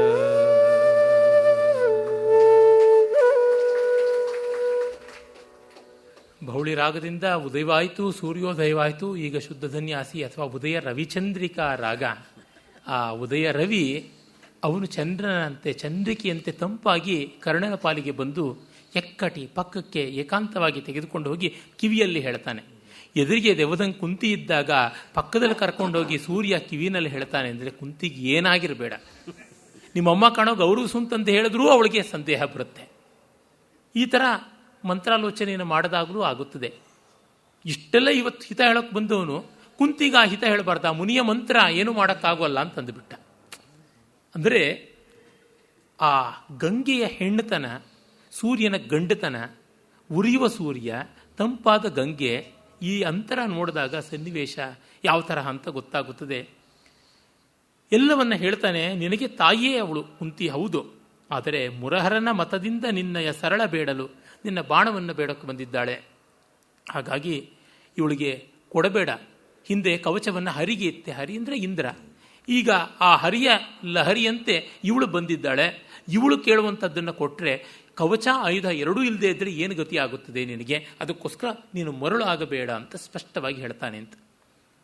ಅಂದರೆ ಕುಂತಿ ಇದೇ ಗಂಗೆ ತೀರದಲ್ಲಿ ನಾನು ನಿನ್ನನ್ನು ಹೆತ್ತದ್ದು, ಇದೇ ಗಂಗೆಗೆ ನಿನ್ನನ್ನು ಬಿಟ್ಟದ್ದು ಅಂತ ಗಂಗೆಯ ಸೆಂಟಿಮೆಂಟ್ಸ್ ಅಂತ ತರೋದಿದ್ರೆ, ಕರ್ಣ ಈ ಉರಿಯೋ ಸೂರ್ಯನ ಬಿಸಿಲಲ್ಲಿ ನಾನು ಬೀದಿಗೆ ಬಿದ್ದದ್ದು, ಇವನನ್ನೇ ನೋಡಿಕೊಂಡು ಎಷ್ಟು ಬಾರಿ ನೆರಳದೆ ತಿರಸ್ಕಾರಕ್ಕೆ ಪಾತ್ರನಾದದ್ದು ಅಂತ ವಾಸ್ತವವನ್ನು ಕೂಡ ನೋಡ್ತಾ ಇರುವಂತೆ ಕಾವ್ಯದಲ್ಲಿ ರಿಯಲಿಸಮನ್ನು ಬಿಟ್ಟು ಈ ಮೆಟಫಾರ್ಸ್ ಇಟ್ಟುಕೊಂಡಾಗ ಬರುವ ಸ್ವಾರಸ್ಯಗಳು ತುಂಬ ದೊಡ್ಡದು ಅನ್ನೋಕ್ಕೆ ಈ ಥರ ಸನ್ನಿವೇಶಗಳೇ ಸಾಕ್ಷಿ.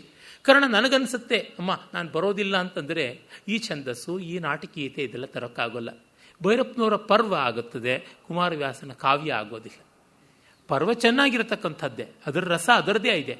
ಆದರೆ ಕುಮಾರವ್ಯಾಸನ ಭಾರತದ ಕಾವ್ಯದ ಧ್ವನಿ ಪ್ರಪಂಚ ಮತ್ತೂ ಮಿಗಿಲಾದದ್ದು, ನಾಟಕೀಯ ಪ್ರಪಂಚ ಮತ್ತೂ ಮಿಗಿಲಾದದ್ದು. ಯಾಕೆಂದರೆ ಇಲ್ಲಿ ನೃತ್ಯ ಸೇರುತ್ತದೆ, ಸಂಗೀತ ಸೇರುತ್ತದೆ, ಎಲ್ಲ ಉಂಟು. ಪರ್ವವನ್ನು ನಾವು ಯಾವ ಸಂಗೀತದ ಮೂಲಕ ಕೇಳೋಕ್ಕೆ ಸಾಧ್ಯ? ಅದಕ್ಕೆ ಎಲ್ಲಿ ಶ್ರುತಿ ಮಾಡ್ಕೊಳ್ಳೋಕೆ ಸಾಧ್ಯ? ಆಗುವಂಥದ್ದಲ್ಲ. ಅದನ್ನು ಹಾಲಿವುಡ್ ಪ್ರೊಡಕ್ಷನ್ನೇ ಮಾಡಬೇಕಾಗುತ್ತೆ. ನಮ್ಮ ಭಾರತೀಯತೆಯ ಶಕ್ತಿ ಇರತಕ್ಕಂಥದ್ದು ಯಾವುದನ್ನು ಎಪಿಕ್ ಥಿಯೇಟರ್ ಅಂತ ಬ್ರೆಕ್ಟೆಲ್ಲ ಹೇಳಿದ್ದಾರೆ, ಅದು ಆ ರೀತಿಯಾದಂಥದ್ದು ಸಾಂಕೇತಿಕವಾದ ನಾಟ್ಯಧರ್ಮಿ ರಂಗಭೂಮಿ. ನಾಟ್ಯಧರ್ಮಿ ಅಂದರೆ ನಾವು, ಲೋಕಧರ್ಮಿ ಅಂದರೆ ಪಶ್ಚಿಮ ದೇಶಗಳವರು. ನಾಟ್ಯಧರ್ಮಿಯಲ್ಲಿ ನಮ್ಮ ಬಲ, ನಮ್ಮ ನೆಲೆ. ಅರಸನ್ನು ನಂಬಿಕೊಂಡು ಪುರುಷನ ಮರೆತರು ಅಂತ ನಾವು ಅಲ್ಲಿಗೆ ಹೋಗುವಂಥದ್ದಲ್ಲ. ಅಲ್ಲಿಗೆ ಅಂದರೆ ನಾವು ಈ ದೇಶದಲ್ಲಿ ಹುಟ್ಟಿದ ಮಾತ್ರಕ್ಕೆ ಅಂತಲ್ಲ, ಯಾರಿಗೆ ಭಾರತೀಯತೆ ಇದೆಯೋ ಅವ್ರಿಗೆ ನಾಟ್ಯಧರ್ಮಿ ಇದೆ, ಯಾರಿಗೆ ಭಾರತೀಯತೆ ಇದೆಯೋ ಅವ್ರಿಗೆ ನಾಟ್ಯಧರ್ಮಿ ಇಲ್ಲವೋ ಅವ್ರಿಗೆ ನಾಟ್ಯಧರ್ಮಿ ಇಲ್ಲ. ಅಷ್ಟೇ. ಇದು ಹಾಗಿರ್ತಕ್ಕಂಥ east is east and west is west ಅಂತಾರಲ್ಲ, ಆ ತರಹ. ಇದು ನಾವು ಎಲ್ಲಿ ನಿಂತುಕೋತೀವಿ ಅಂತ ನೋಡಬೇಕು. ನನ್ನ ಮನೋಧರ್ಮ ದೇಸಿಯೊಳ್ ಪುಗುವುದು ಪೊಕ್ಕ ಮಾರ್ಗದೊಳೆ ತಳ್ಳುವುದು ಅಂತ ಪಂಪ ಹೇಳಿದಂತೆ ಭಾರತೀಯತೆಯೇ ನೆಲೆ ನಿಲ್ಲಬೇಕು. ಇದು ಸ್ಥಾಯಿ ಭಾವ. ಅಲ್ಲಿ ವ್ಯಭಿಚಾರಿ ಭಾವ, ಸಂಚಾರಿ ಭಾವವಾಗಿ ಅಲ್ಲಿ ಹೋಗಬೇಕು ಅಷ್ಟೇ. ಅದರಿಂದಾಗಿ ನನಗೆ ನಮ್ಮ ಸಂಗೀತ, ನೃತ್ಯ, ಶಿಲ್ಪ, ಚಿತ್ರ, ಈ ಅಲಂಕಾರ, ಕಾವ್ಯ ಮಾರ್ಗ ಇದು ಸ್ಥಾಯಿ ಅಂತ ಗೊತ್ತಾಗುತ್ತೆ. ಇಲ್ಲಿ ನಾನು ಏನಾದರೂ ದೊಡ್ಡದು ಮಾಡ್ಬೋದು ಅನಿಸುತ್ತೆ. ಅಲ್ಲಿರೋದನ್ನು ಒಂದಿಷ್ಟು ಕಂಡು ಮೆಚ್ಚುವುದಕ್ಕಾಗುತ್ತದೆ, ಒಂದಿಷ್ಟು ನಿರ್ಮಾಣ ಮಾಡಬಹುದು ಅಂತ ಅನಿಸುತ್ತದೆ. ಇದನ್ನು ನಾವು ತಿಳ್ಕೊಳ್ಬೇಕು. ನಮ್ಮ ಎಷ್ಟು ರಾಗಗಳನ್ನು ನೀವು ಯಾವ ವೆಸ್ಟರ್ನ್ ಮ್ಯೂಸಿಕ್ಗೆ, ಯಾವ ಜಾಝು, ಪಾಜು ಯಾವುದಕ್ಕೆ ಅಳವಡಿಸಿದ್ರೂ ಕೂಡ ಅದು ಲಕ್ಷ್ಮೀ ಸರಸ್ವತಿ ಪಾರ್ವತಿಯರಿಗೆ ಬಿಕಿನಿ ಹಾಕದಂಗಿರುತ್ತೆ ಹೊರತು ಇನ್ನೇನು ದೊಡ್ಡ ಸೊಗಸಾಗ್ತಕ್ಕಂಥದ್ದಲ್ಲ. ಅದನ್ನು ನಾವು ಅರ್ಥ ಮಾಡ್ಕೋಬೇಕು. ಏನು ಮಾಡಿದ್ರು ಅವರು ಕಿರೀಟ, ಕೇಯೂರ, ಆಭರಣಗಳನ್ನು ಇಟ್ಟು ಒಳ್ಳೆ ತಲೆ ಕೂದಲು ಮಂದಾರ ಮಾಲಿಕೆಗಳನ್ನೆಲ್ಲ ಹಾಕಿ ಇಟ್ಟು ಸೀರೆ ಉಡಿಸಿದ ಸೊಗಸು ಬರೋದಿಲ್ಲ. ಅದನ್ನು ತೀರ್ಮಾನವಾಗಿ ತಿಳ್ಕೊಳ್ಬೇಕು. ಅದನ್ನು ಅರ್ಥ ಮಾಡ್ಕೊಳ್ಳಿ. ಈ ಗಮಕಗಳನ್ನೆಲ್ಲ ಎಲ್ಲಿ ತಂದು ಬಿಡ್ತೀರಾ? ಈ ಜಾರು ಗಮಕಗಳನ್ನೆಲ್ಲ ಎಲ್ಲಿ ಮಾಡ್ತೀರಾ? ಈ ನಯ ನಾಜೂಕುಗಳನ್ನು ಎಲ್ಲಿಡ್ತೀರಾ? ಈ ಕರುಸಲ್ಲಿ ಬರೋಲ್ಲ. ಇದನ್ನು ನಾವು ಎಷ್ಟು ಸರ್ತಿ ಹೇಳಿದ್ರೂ ಕೂಡ ಹಾಗೇ ಆಗುತ್ತದೆ. ಇರಲಿ, ಇದನ್ನು ತುಂಬ ಅದ್ಭುತವಾಗಿ ಮಾಡಿದ್ದಾನೆ ಕುಮಾರವ್ಯಾಸನಿಗೆ. ಗೊತ್ತಿದ್ದೇ ಇದು. ನಮಗೆ ಎರಡೂ ಪ್ರಪಂಚ ಗೊತ್ತಿದೆ.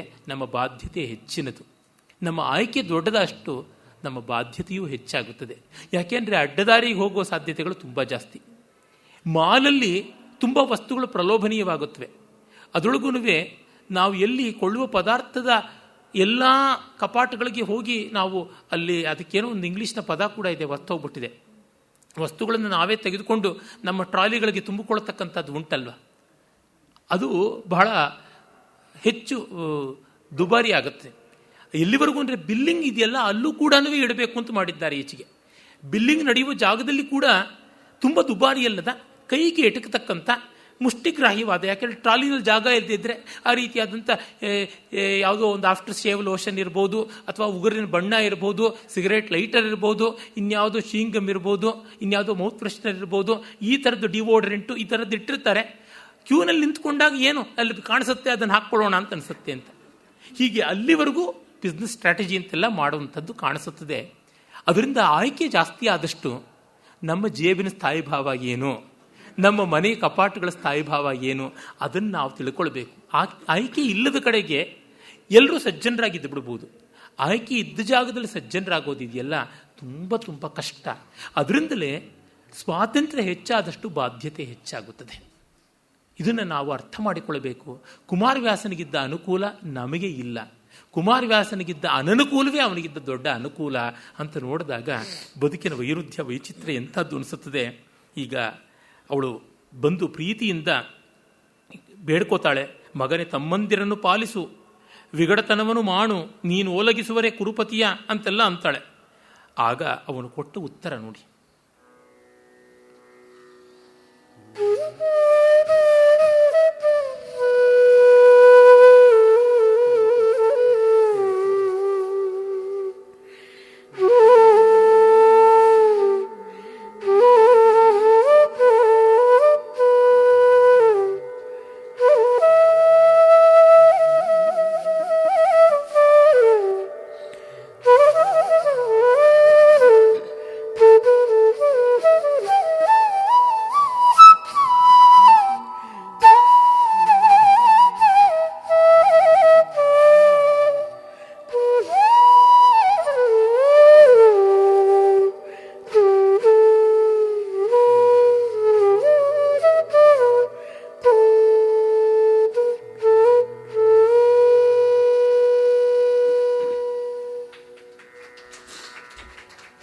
ತಾಯಹುದು ನಾ ಬಲ್ಲೆ. ಅಮ್ಮ ತಾಯಹುದು ನಾ ಬಲ್ಲೆ, ಅದು ಸಂಜಾಯತವು ಪಾಂಡವರು ತಮ್ಮದಿರ್. ಈ ಉಭಯ ರಾಯರಲ್ಲಿ ಪಟ್ಟದ ಹಿರಿಯ ತಾನಹುದೋ. ಪಾಂಡವರು ತಮ್ಮದಿರ್, ಈ ಉಭಯ ರಾಯರಲ್ಲಿ ಪಟ್ಟದ ಹಿರಿಯ ತಾನಹುದೋ. ತಾಯೇ ನಾ ಬಲ್ಲೆನು. ರಾಯನೆನ್ನನು ನಚ್ಚಿ ಹೊರೆದನು. ತಾಯೇ ರಾಯನೆನ್ನನು ನೆಚ್ಚಿ ಹೊರೆದನು. ಸಾಯಲಳುಕುವೆನೆ. ತಾಯೇ ಸಾಯಲಳುಕುವೆನೆ. ಸುಡು ಏತರದಿ ಇಳೆಯ ಬಾಳಿಕೆ. ತಾಯೇ ಸಾಯಲಳುಕುವೆನೆ. ಸುಡು ಏತರದಿ ಇಳೆಯ ಬಾಳಿಕೆ. ಕೃತಜ್ಞರಿಗಿಲ್ಲ ಗತಿ. ತಾಯೇ ಕೃತಜ್ಞರಿಗಿಲ್ಲ ಗತಿಯಂದ. ಮಕ್ಕಳ ಇವರಿಗಾನು ಹಿರಿಯನು. ಮಕ್ಕಳ ಇವರಿಗಾನು ಹಿರಿಯನು. ತಕ್ಕ ಮಾತೆಲೆ ತಾಯೇ, ಅದು ತಕ್ಕ ಮಾತೆಲೆ ತಾಯೇ. ಸಂದೇಹಕ್ಕೆ ನೆಲೆಯಿಲ್ಲ. ತಾಯೇ ಸಂದೇಹಕ್ಕೆ ನೆಲೆಯಿಲ್ಲ. ಅದು ನಿಲಲಿ ಧಾರುಣಿಯ ಬಯಸುವರೆ ತಕ್ಕುದೇ. ತಾಯೇ ಧಾರುಣಿಯ ಬಯಸುವರೆ ತಕ್ಕುದೇ. ತಕ್ಕುದೇ ದಾತಾರ ನರಸಿಯೊಳು ಒಕ್ಕತನವಿರಲು. ದಾತಾರ ನರಸಿಯೊಳು ಒಕ್ಕತನವಿರಲು ತಕ್ಕುದೇ. ಆರು ಮೆಚ್ಚುವರಕ್ಕ. ಆರು ಮೆಚ್ಚುವರಕ್ಕ ಗೆಳವು ಹೇಸಳೆ ಜಯಲಕ್ಷ್ಮಿ ತನಗೆ. ಆರು ಮೆಚ್ಚುವರಕ್ಕ ದಾರುಣಿಯ ಬಯಸುವರೇ. ದಾತಾರ ನರಸಿಯೊಳು ಒಕ್ಕತನವಿರಲು ಆರು ಮೆಚ್ಚುವರಕ್ಕ. ಹೇಳವು ಹೇಸಳೆ ಜಯಲಕ್ಷ್ಮಿ ತನಗೆಂದ.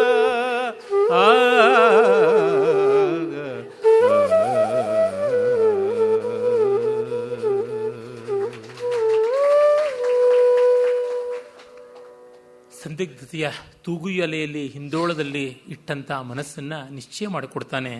ತಾಯಹುದು ತಾ ಬಲ್ಲೆನು. ಅಮ್ಮ ನೀನು ತಾಯಿ ಗೊತ್ತು. ಅದು ಸಂಜಾಯತ, ಅದು ಜನ್ಮಾಯತ್ತವಾಗಿ ಬಂದದ್ದು. ಅಂದರೆ ನೀನು ಬೆಳೆಸಿಲ್ಲ ಅನ್ನುವ ಒಂದು ಧ್ವನಿಯೂ ಇದೆ. ಆದರೆ ತುಂಬ ಪಾರದರ್ಶಕವಾದ ಈ ಮಾತುಗಳಲ್ಲಿ ಆ ಹುಳುಕನ್ನು ಹುಡುಕಬೇಕಿಲ್ಲ. ಪಾಂಡವರು ತಮ್ಮದಿರು, ಅವರು ತಮ್ಮಂದಿರೇ. ಉಭಯರಾಯರಲ್ಲಿ ಪಟ್ಟದ ಹಿರಿಯತನ ತಾನಹುದು. ಎರಡು ವಂಶಗಳಲ್ಲೂ ಕೌರವ ಪಾಂಡವರಲ್ಲಿ ತನಗೆ ಹಿರಿತನ ಉಂಟು. ಅದೆಲ್ಲ ಸರಿ. ಆದರೆ ರಾಯ ನಚ್ಚಿದನೆನ್ನನು. ನನ್ನನ್ನು ನಚ್ಚಿಕೊಂಡವನು ದುರ್ಯೋಧನ. ಮತ್ತು ನಚ್ಚಿ ಹೊರದನು. ಬಾಳಿಸಿದ್ದಾನೆ, ಬದುಕಿಸಿದ್ದಾನೆ, ಬೆಳೆಸಿದ್ದಾನೆ. ಸಾಯಲು ಅಳುಕುವೆನೆ. ಸಾಯೋದಿಕ್ಕೆ ಅಳುಕಿದ್ರೆ ಸಂಧಿಯ ಪ್ರಸ್ತಾವ. ಇಲ್ಲದೇ ಇದ್ದರೆ ಇಳೆಯ ಬಾಳಿಕೆ ಕೃತಜ್ಞತೆ. ಈ ಭೂಮಿಗೋಸ್ಕರವಾಗಿ ಬದುಕತಕ್ಕಂಥದ್ದು ತುಂಬ ಕೃತಜ್ಞತೆ ಆಗುತ್ತದೆ. ಅಂದರೆ ಮರ್ತ್ಯ ದೇಹಕ್ಕಾಗಿ ಬಾಳುವುದು ತುಂಬ ಅನ್ಯಾಯ. ಮಕ್ಕಳ ಇವರಿಗೆ ನಾನು ಹಿರಿಯ, ಅದು ತಕ್ಕ ಮಾತು, ಇದಕ್ಕೆ ಸಂದೇಹ ಇಲ್ಲ. ಮತ್ತೆ ತಿರುಗ ಪೂರ್ವ ಪಕ್ಷ ಮಾಡ್ತಾನೆ 3 ಪಾದಗಳಲ್ಲಿ ಹಿಂದೆವನು ಪದ್ಯದಂತೆ. ಆದರೆ ಧಾರುಣಿಯ ಬಯಸುವರೇ ತಕ್ಕುದೇ ದಾತಾರ ನರಸಿಯವಳು ಒಕ್ಕತನ. ದುರ್ಯೋಧನನದು ಈ ಭೂಮಿ, ಅವನು ನನ್ನ ಸ್ವಾಮಿ. ಸ್ವಾಮಿ ಪತ್ನಿಯಲ್ಲಿ ಸಾಹಚರ್ಯ ಅಂದರೆ ಎಂಥ ಅನ್ಯಾಯ ಅದು. ಅದು ತುಂಬ ತಪ್ಪಾಗಿರ್ತಕ್ಕಂಥದ್ದು.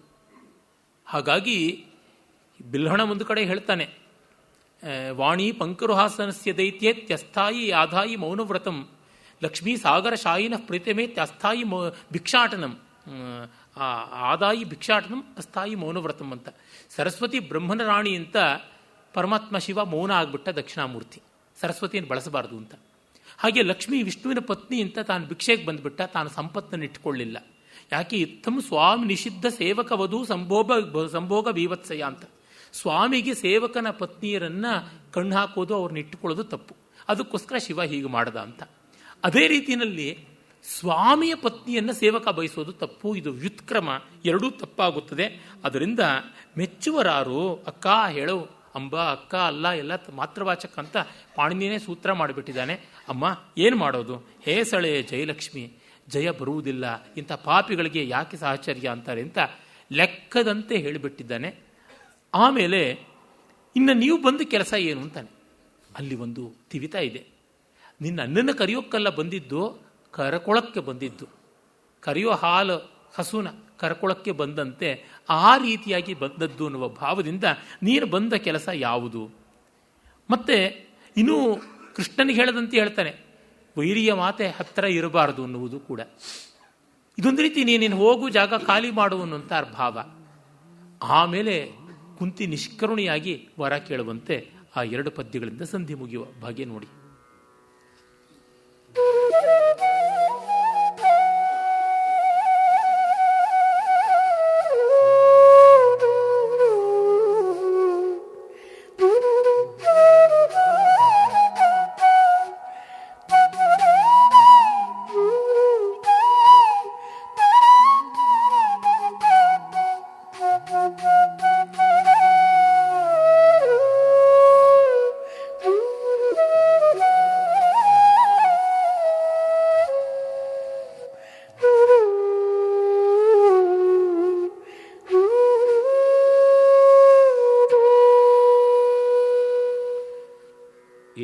ನೀವರುಹಿದ ಬಳಿಕ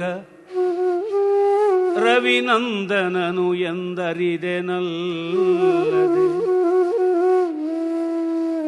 ಇಂದು ನೀವರುಹಿದ ಬಳಿಕ ರವಿನಂದನನು ಎಂದರಿದೆನಲ್ಲದೆ, ಹಿಂದೆ ದುರ್ಯೋಧನನು ಅದಾವುದ ನೋಡಿ ಸಲಹಿದನು.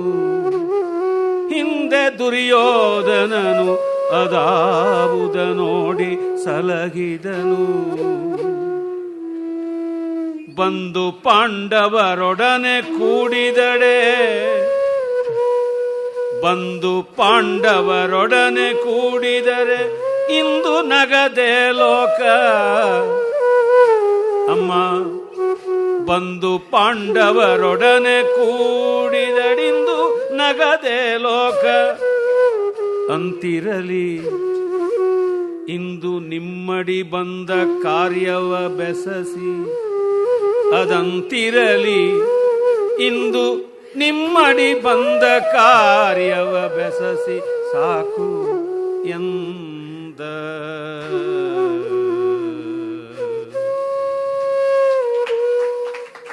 ಆಮೇಲೆ ನೋಡಿ ಹೇಳ್ತಾನೆ, ಇವತ್ತು ನೀವು ಹೇಳಿದಾಗ ನನಗೆ ಸೂರ್ಯನಂದನ ಅಂತ ಗೊತ್ತಾಯಿತು. ಆದರೆ ಈ ಥರದ್ದು ಯಾವ ರೆಕಮೆಂಡೇಶನ್ ಇತ್ತು ದುರ್ಯೋಧನ ನನ್ನನ್ನು ಉನ್ನತ ಸ್ಥಾನಕ್ಕೆ ತರುವಾಗ? ದುರ್ಯೋಧನನ ಅದಾವುದನ್ನು ನೋಡಿ ಸಲಹಿದನು. ವಸ್ತುತಃ ಪಾಂಡವರ ಮೇಲೇನು ಮತ್ಸರ ನೋಡಿ ಸಲಹಿದ್ದು, ಅದು ಇದ್ದದ್ದೇ ಹೌದು. ಬಂದು ಪಾಂಡವರ ಒಡಗೂಡಿದೊಡೆ ಇಂದು ನಗದೇ ಲೋಕ. ನಾನು ನಿಮ್ಮ ಜೊತೆ ಸೇರ್ಕೊಂಡ್ಬಿಟ್ರೆ ಲೋಕ ನಗುವುದಿಲ್ವಾ? ನನಗೊಂದು ಮರ್ಯಾದೆ ಇಲ್ವಾ? ಬಹಳ ಸತ್ಯವಾದ ಮಾತು. ನಾವು ತುಂಬ ದೊಡ್ಡ ದೊಡ್ಡ ಸ್ಟೇಟ್ಮೆಂಟ್ಸ್ ಮಾಡಿಬಿಟ್ಟು ಮತ್ತೆ ಅದಕ್ಕೆ ತಿರಸ್ಕಾರ ತೋರಿಸುವಂತೆ ಹಿಂದೆಗೆದರೆ ತುಂಬ ಕಷ್ಟವಾಗುತ್ತದೆ. ಅದರಿಂದ ನಿಮ್ಮಡಿ ಬಂದ ಕಾರ್ಯವನ್ನು ಬೆಸಸಿ, ನಿಮ್ಮ ಪಾದ, ನಿಮ್ಮ ದೊಡ್ಡ ಪಾದ ಬೆಳೆಸಿದ್ದಂಥದ್ದು ಏನು ಆ ಕೆಲಸ ಹೇಳಿ ಅಂತ ಇಲ್ಲಿ ಎಷ್ಟು ನಯ ಹೇಳಿದ್ರೂ ಕೂಡ ನೀನು ಕಾರ್ಯೋದ್ದಿಷ್ಟಳಾಗಿ ಬಂದಿದ್ಯಾ, ಪ್ರೀತಿ ಚೋದಿತಳಾಗಿ ಬಂದಿಲ್ಲ. ಹಾಗಾಗಿ ಸವ್ಯಾಜ ನಿನ್ನ ಆಗಮನ, ಅವ್ಯಾಜವಲ್ಲ ಅಂತ. ಅದಕ್ಕೆ ಅವಳು ತುಂಬ ಕೆಟ್ಟ ಮಾತನ್ನು ಆಡಿಸುವಂತೆ ಮಾಡ್ತಾನೆ. ಅದಕ್ಕೆ ದೊಡ್ಡ ಮಾತಾಡದಂತೆ ಮಾಡಿ ಒಂದು ಟ್ರಾಜಿಕ್ ಹೀರೋ ಆಗಿ ಮಾಡಿಬಿಟ್ಟಿದ್ದಾರೆ.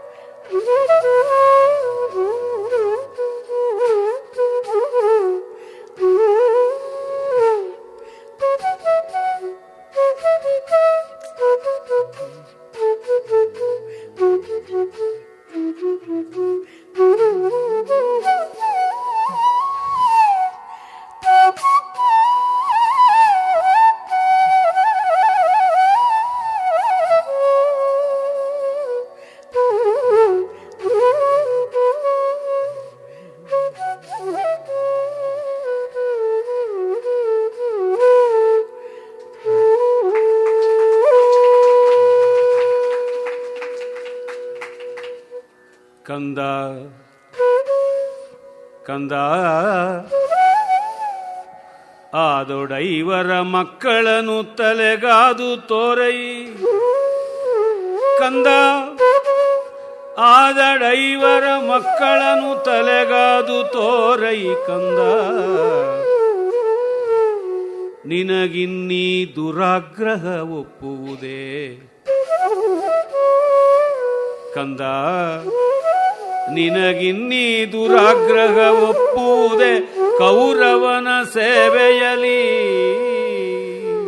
ಕಂದ ನಿನಗಿನ್ನೀ ದುರಾಗ್ರಹ ಒಪ್ಪುವುದೇ ಕೌರವನ ಸೇವೆಯಲಿ ಕಂದ ಹೋದ ಬಾಣವ ಮರಳಿ ತೊಡದಿರು ಕಂದ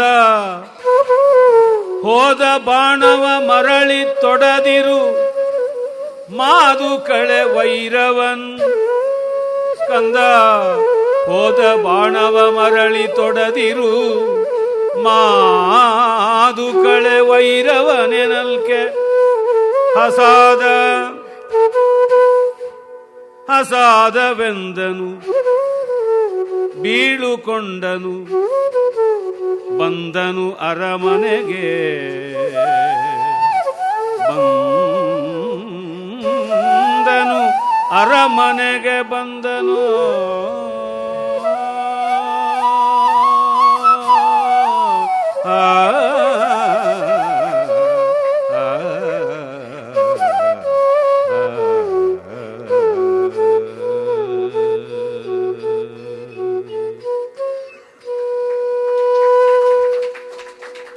ಆಗ ಕುಂತಿ ಹೇಳ್ತಾಳೆ, ಆಯ್ತಪ್ಪ, ಮಕ್ಕಳನ್ನು ತಲೆಗಾಯ್ದು ತೋರೈ ಕಂದ. ಐವರನ್ನು ಐವರು ಮಕ್ಕಳಿದ್ದಾರಲ್ಲ ನನಗೆ, ಅವ್ರನ್ನ ತಲೆ ಕಾಯ್ದು ಬಿಡು. ನಿನಗೆ ಈ ದುರಾಗ್ರಹ ಒಪ್ಪುತ್ತದೆಯಾ? ಕೌರವ ಸೇವೆಯನ್ನೇ ಮಾಡ್ತೀನಿ ಅನ್ನೋದು. ಹೋದ ಬಾಣವನ್ನು ಅಂದರೆ ಬಿಟ್ಟ ಬಾಣವನ್ನು ಮತ್ತೆ ತೊಡಬೇಡ. ತೊಟ್ಟ ಬಾಣ ತೊಡುವುದು ತಪ್ಪು, ಅದು ಮಾಡಬೇಡ, ನನಗೆ ಮಾತು ಕೊಡು ಅಂದರೆ ಮಾದು ಕಳೆ ವೈರವನ್ನು ಬಿಟ್ಟು ಬಿಡು. ಎಲ್ಲ ವಿಪ್ರಕೀರ್ಣವಾದದ್ದು, ಚೆಲ್ಲಾಪಿಲಿ ಆದದ್ದು. ಅಂದರೆ ತನ್ನ ಮಕ್ಕಳ ಮೇಲೆ ವೈರ ಮಾಡಬೇಡ, ತನ್ನ ಮಕ್ಕಳನ್ನು ಕಾಪಾಡು, ತೊಟ್ಟ ಬಾಣ ತೊಡಬೇಡ ಅಂತ. ಆಗ ಅವನು ಹಸಾದ, ಅದು ಅನುಗ್ರಹ, ನಿಮ್ಮ ಹೇಳಿದ ಮಾತು ನಡೆಸ್ತೀನಿ, ನಿಮ್ಮ ಆಜ್ಞೆ ನನಗೆ ಪ್ರಸಾದ ಅಂತ ಮನೆಗೆ ಹೋದ ಅಂತ ಒಂದೇ ಪದದಲ್ಲಿ ಕರ್ಣನ ಮಾತಿನಿಂದ ಆ ಪದ್ಯ ಮುಗಿಸ್ಬಿಡ್ತಾನೆ. ಹಿಂದೆ ಇದರ ಬಗ್ಗೆ ಬೇಕಾದಷ್ಟು ಹೇಳಿದ್ದೀನಿ, ಕುಂತಿಗೆ ಯಾವ ರೀತಿಯಲ್ಲಿ ಈ ರೀತಿಯಾದ ಪಾಠಗಳಿಂದಾಗಿ ಅನ್ಯಾಯವಾಗಿದೆ ಅಂತ. ಅದು ಏನು ಮಾಡೋಣ, ಕೆಲವೊಮ್ಮೆ ದುಷ್ಟತನವನ್ನೆಲ್ಲ ಮರೆತು ಬಿಡ್ತಾರೆ ನಮ್ಮ ಜನರ ಅವಿವೇಕವೇ ಅಲ್ಲಿರ್ತಕ್ಕಂಥದ್ದು. ಬೇಕಾದಷ್ಟು ವಿಸ್ತರಿಸಿದ್ದೀನಿ. ನೇರವಾಗಿ ಕೃಷ್ಣ ಈ ಸಂಧಿ ಹೇಗೆ ವಿಫಲವಾದರೂ ಸಂತೋಷವಾಗಿ ಪಾಂಡವರ ಕಡೆಗೆ ಬರ್ತಾನೆ, ಆ ಭಾಗಕ್ಕೆ ನಾವು ಬರೋಣ. ಆ ಸೂಚನಾ ಪದ್ಯದಲ್ಲಿಯೇ ಕುಮಾರವ್ಯಾಸ ತನ್ನ ಲಕ್ಷಣ ತೋರಿಸ್ತಾನೆ. ಪರ ಪಾಂಡವರು ಕಣನೋಳು ವೆಂಟಣಿಸಿದರು ಕಮಟ ಟೆಂಟಣಿಸೆ ಅಂತ. ಆ ಬಿಂದುಪೂರ್ವಕವಾಗಿ ಮಹಾಪ್ರಾಣ ಠಕಾರ ಮಾಡಿತಾನಲ್ಲ, ಕಣನಲ್ಲಿ ರಣರಂಗಕ್ಕೆ ಅವರು ಬರ್ತಾರೆ, ಕುರುಕ್ಷೇತ್ರ ಪ್ರವೇಶ ಮಾಡ್ತಾರೆ ಪಾಂಡವರು, ಸೇನಾ ಸನ್ನಿವೇಶ ಆಗುತ್ತದೆ. ಕಮಟ ಟೆಂಟಣಿಸೆ, ಆದಿಕೂರ್ಮ ಕೊಯ್ದಾಡುವಂತೆ ಪಾಂಡವರ ಮಹಾಸೇನಾ ಸಮುದ್ರ ಅಲ್ಲಿಗೆ ಬಂತು ಅಂತ. ಈಗ ಕುಮಾರವ್ಯಾಸ ಇಷ್ಟು ಗಂಭೀರವಾದ ಹಾಸ್ಯ ಇಲ್ಲದ ಸಂದರ್ಭದಿಂದ ವಿನೋದವಾದ ಸನ್ನಿವೇಶಕ್ಕೆ ನಮ್ಮನ್ನು ಕರ್ಕೊಂಡು ಹೋಗ್ತಾನೆ. ಕೃಷ್ಣ ಬರ್ತಾನೆ. ಉಪಪ್ಲವಿಕೆ ಬಂದಾಗ ದೂರದಿಂದಲೇ ಪಾಂಡವರು ಏನಾಯಿತೋ ಸಂದರ್ಭ ಅಂತ ಎದುರುಗೊಳ್ತಾರೆ. ಅದನ್ನು ನೋಡಿ.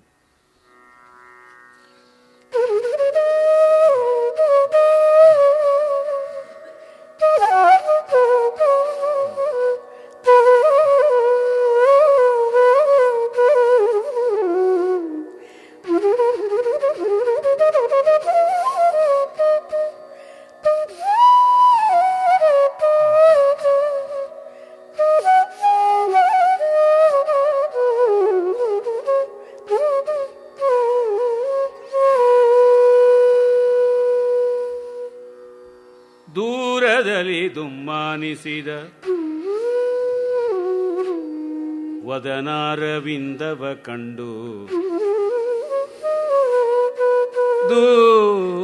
ದೂರದಲ್ಲಿ ದುಮ್ಮಾನಿಸಿದ ವದನಾರವಿಂದವ ಕಂಡು, ಸಂಧಿಗೆ ಸೇರರವದಿರು ಬಲಿದು ದಾಹವವು ಈತನಂಗದಲ್ಲಿ, ಸಂಧಿಗೆ ಸೇರರವದಿರು ಬಲಿದುದಾಗವ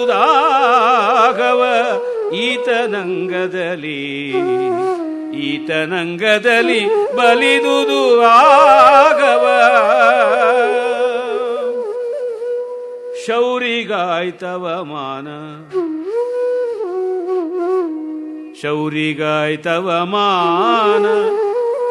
ಇದೆಲೆ ಮಾರಿ ಉತ್ಸವ. ಶೌರಿಗಾಯ್ತವ ಮಾನ ಇದೆಲೆ ಮಾರಿ ಉತ್ಸವವೆನುತ ಬಂದನು ಮಾರುತನ ಮಗನ ಸುರಮರ್ದನ ನಿಂಗಿತವನರಿದೋ. ಬಂದನು ಮಾರುತನ ಮಗನು ಅಸುರಮರ್ದನನ ಇಂಗಿತವನರಿದು ಬಂದನು.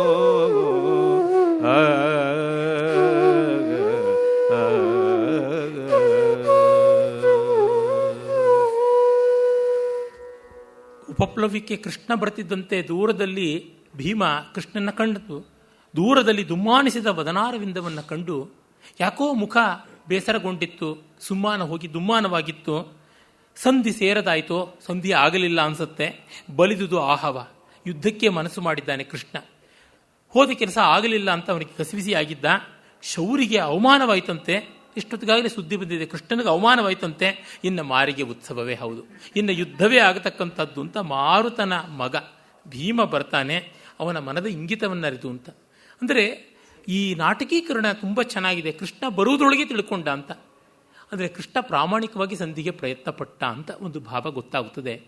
ಪ್ರಯಾಣದ ಆಲಸ್ಯವೋ ಕಷ್ಟವೋ ಮತ್ತೊಂದೋ ಏನೋ ಇದ್ದರೂ ಈ ರೀತಿಯ ಚಿತ್ರಣ ಮೂಲದಲ್ಲಿ ಇಲ್ಲದೆ ಇರತಕ್ಕಂಥದ್ದು, ಪಂಪಾದಿಗಳು ಮಾಡದೇ ಇರುವುದು. ಸಾವಕಾಶವಾಗಿ ಕಾವ್ಯ ರಚನೆ ಮಾಡುವಾಗ ಈ ಸ್ವಾರಸ್ಯಗಳು ಕಂಡುಬರುತ್ತವೆ. ಆಮೇಲೆ ಮುಂದಿನ 2 ಪದ್ಯಗಳು ತುಂಬ ಸುಂದರವಾದವು. ಅವುಗಳಿಂದ ಈ ಒಂದು ದಿವಸದ ಈ ಉದ್ಯೋಗ ಪರ್ವದ ಸಮಾಪ್ತಿಯನ್ನು ಮಾಡಬಹುದು. ಕೃಷ್ಣ ತುಂಬ ವಿನೋದವಾಗಿ ಬಂದು ಧರ್ಮರಾಜನಿಗೆ ಹೇಳ್ತಾನೆ, ನನ್ನನ್ನು ಕಂಡೋರ್ ಮಕ್ಕಳನ್ನ ಬಾವಿ ಆಳಕ್ಕೆ ನೋಡಕ್ಕೆ ತೂಕದಂತೆ ತಳ್ಳಿಬಿಟ್ಟಿಯಲ್ಲ, ಏನು ಗತಿ, ನನಗೆ ಎಂಥದ್ದು ಮಾಡಿದ್ದು, ನಿಮಗೋಸ್ಕರವಾಗಿ ನಾನು ಎಷ್ಟು ಕಷ್ಟಪಟ್ಟೆ ಅಂತ. ಅದಕ್ಕೆ ಧರ್ಮರಾಜನ ಉತ್ತರವು ತುಂಬ ಚಮತ್ಕಾರ ಭರಿತವಾಗಿದೆ. ಅದರಿಂದ ನಾವು ಇವತ್ತಿನ ಕಾರ್ಯಕ್ರಮ ಸಮಾಪ್ತಿ ಮಾಡೋಕ್ಕೆ ಆ ಪದ್ಯಗಳನ್ನು ಕೇಳೋಣ.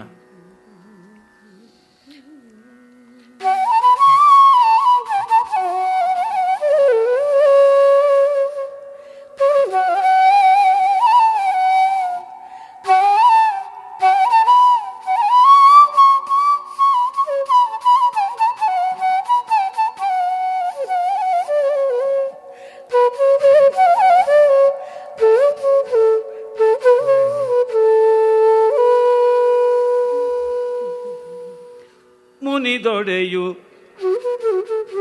ನಿಮ್ಮೊಳಗೆ ನೀವೇ ಮನಕತವ ಮಾಡುವಿರಿ. ಮುನಿದೊಡೆಯು ನಿಮ್ಮೊಳಗೆ ನೀವೇ ಮನಕತವ ಮಾಡುವಿರಿ. ಅಗ್ರಜರನು ಜರಲಿ ಕದಡಾದೊಡೆ ಉಪಶಮಿಸುವಿರಿ ನಿಮ್ಮೊಳಗೆ. ಅಗ್ರಜರನು ಜರಲಿ ಕದಡಾದೊಡೆ ಉಪಶಮಿಸುವಿರಿ ನಿಮ್ಮೊಳಗೆ. ಎನಗೆ ನಿಮ್ಮಯ ದೂಸರಿಂದಾಯ್ತಿನಿತು, ಎನಗೆ ನಿಮ್ಮಯ ದೂಸರಿಂದಾಯ್ತಿನಿತು ಸಭೆಯಲಿ ಮಾನಹಾನಿಗಳು. ಎನಗೆ ನಿಮ್ಮಯ ದೂಸರಿಂದಾಯ್ತಿನಿತು ಸಭೆಯಲಿ ಮಾನಗಾನಿಗಳೆನಲು ನೊಂದನು ಧರ್ಮಸುತನು ನೊಂದನು. ಇಂತೆಂದ ನಸುನಗುತ ಮುಳಿದು ಸುರಗಿಯ ನುಗಿದು ಗಗನಕ್ಕೆ ನಿಲುಕಿ ಮಾಡುವುದೇನು. ಮುಳಿದು ಸುರಗಿಯ ನುಗಿದು ಗಗನಕ್ಕೆ ನಿಲುಕಿ ಮಾಡುವುದೇನು. ನಿಮ್ಮಡಿಗಳಿಗೆ ತಪ್ಪಿದ ತರಳರ ಕಿಳ ವ್ಯಾಪ್ತಿಗೆ ಏಗುವರು. ನಿಮ್ಮಡಿಗಳಿಗೆ ತಪ್ಪಿದ ತರಳರ ಕಿಳ ವ್ಯಾಪ್ತಿಗೆ ಏಗುವರು. ಕಳರು ಮಾಡಿದ ಕಥಿಯನ್ ಎನ್ನೊಳು ತಿಳಿದು ಮರೆಯಲು ಬೇಕು. ಕಳರು ಮಾಡಿದ ಕಥಿಯನ್ ಎನ್ನೊಳು ತಿಳಿದು ಮರೆಯಲು ಬೇಕು. ಕರುಣಾ ಜಲದಿ ನೀನೆಂದು ಅಂಗ್ರಿಗಳ ಹಿಡಿದನು ಯುಧಿಷ್ಠಿರನೋ. ಕರುಣಾ ಜಲದಿ ನೀನು,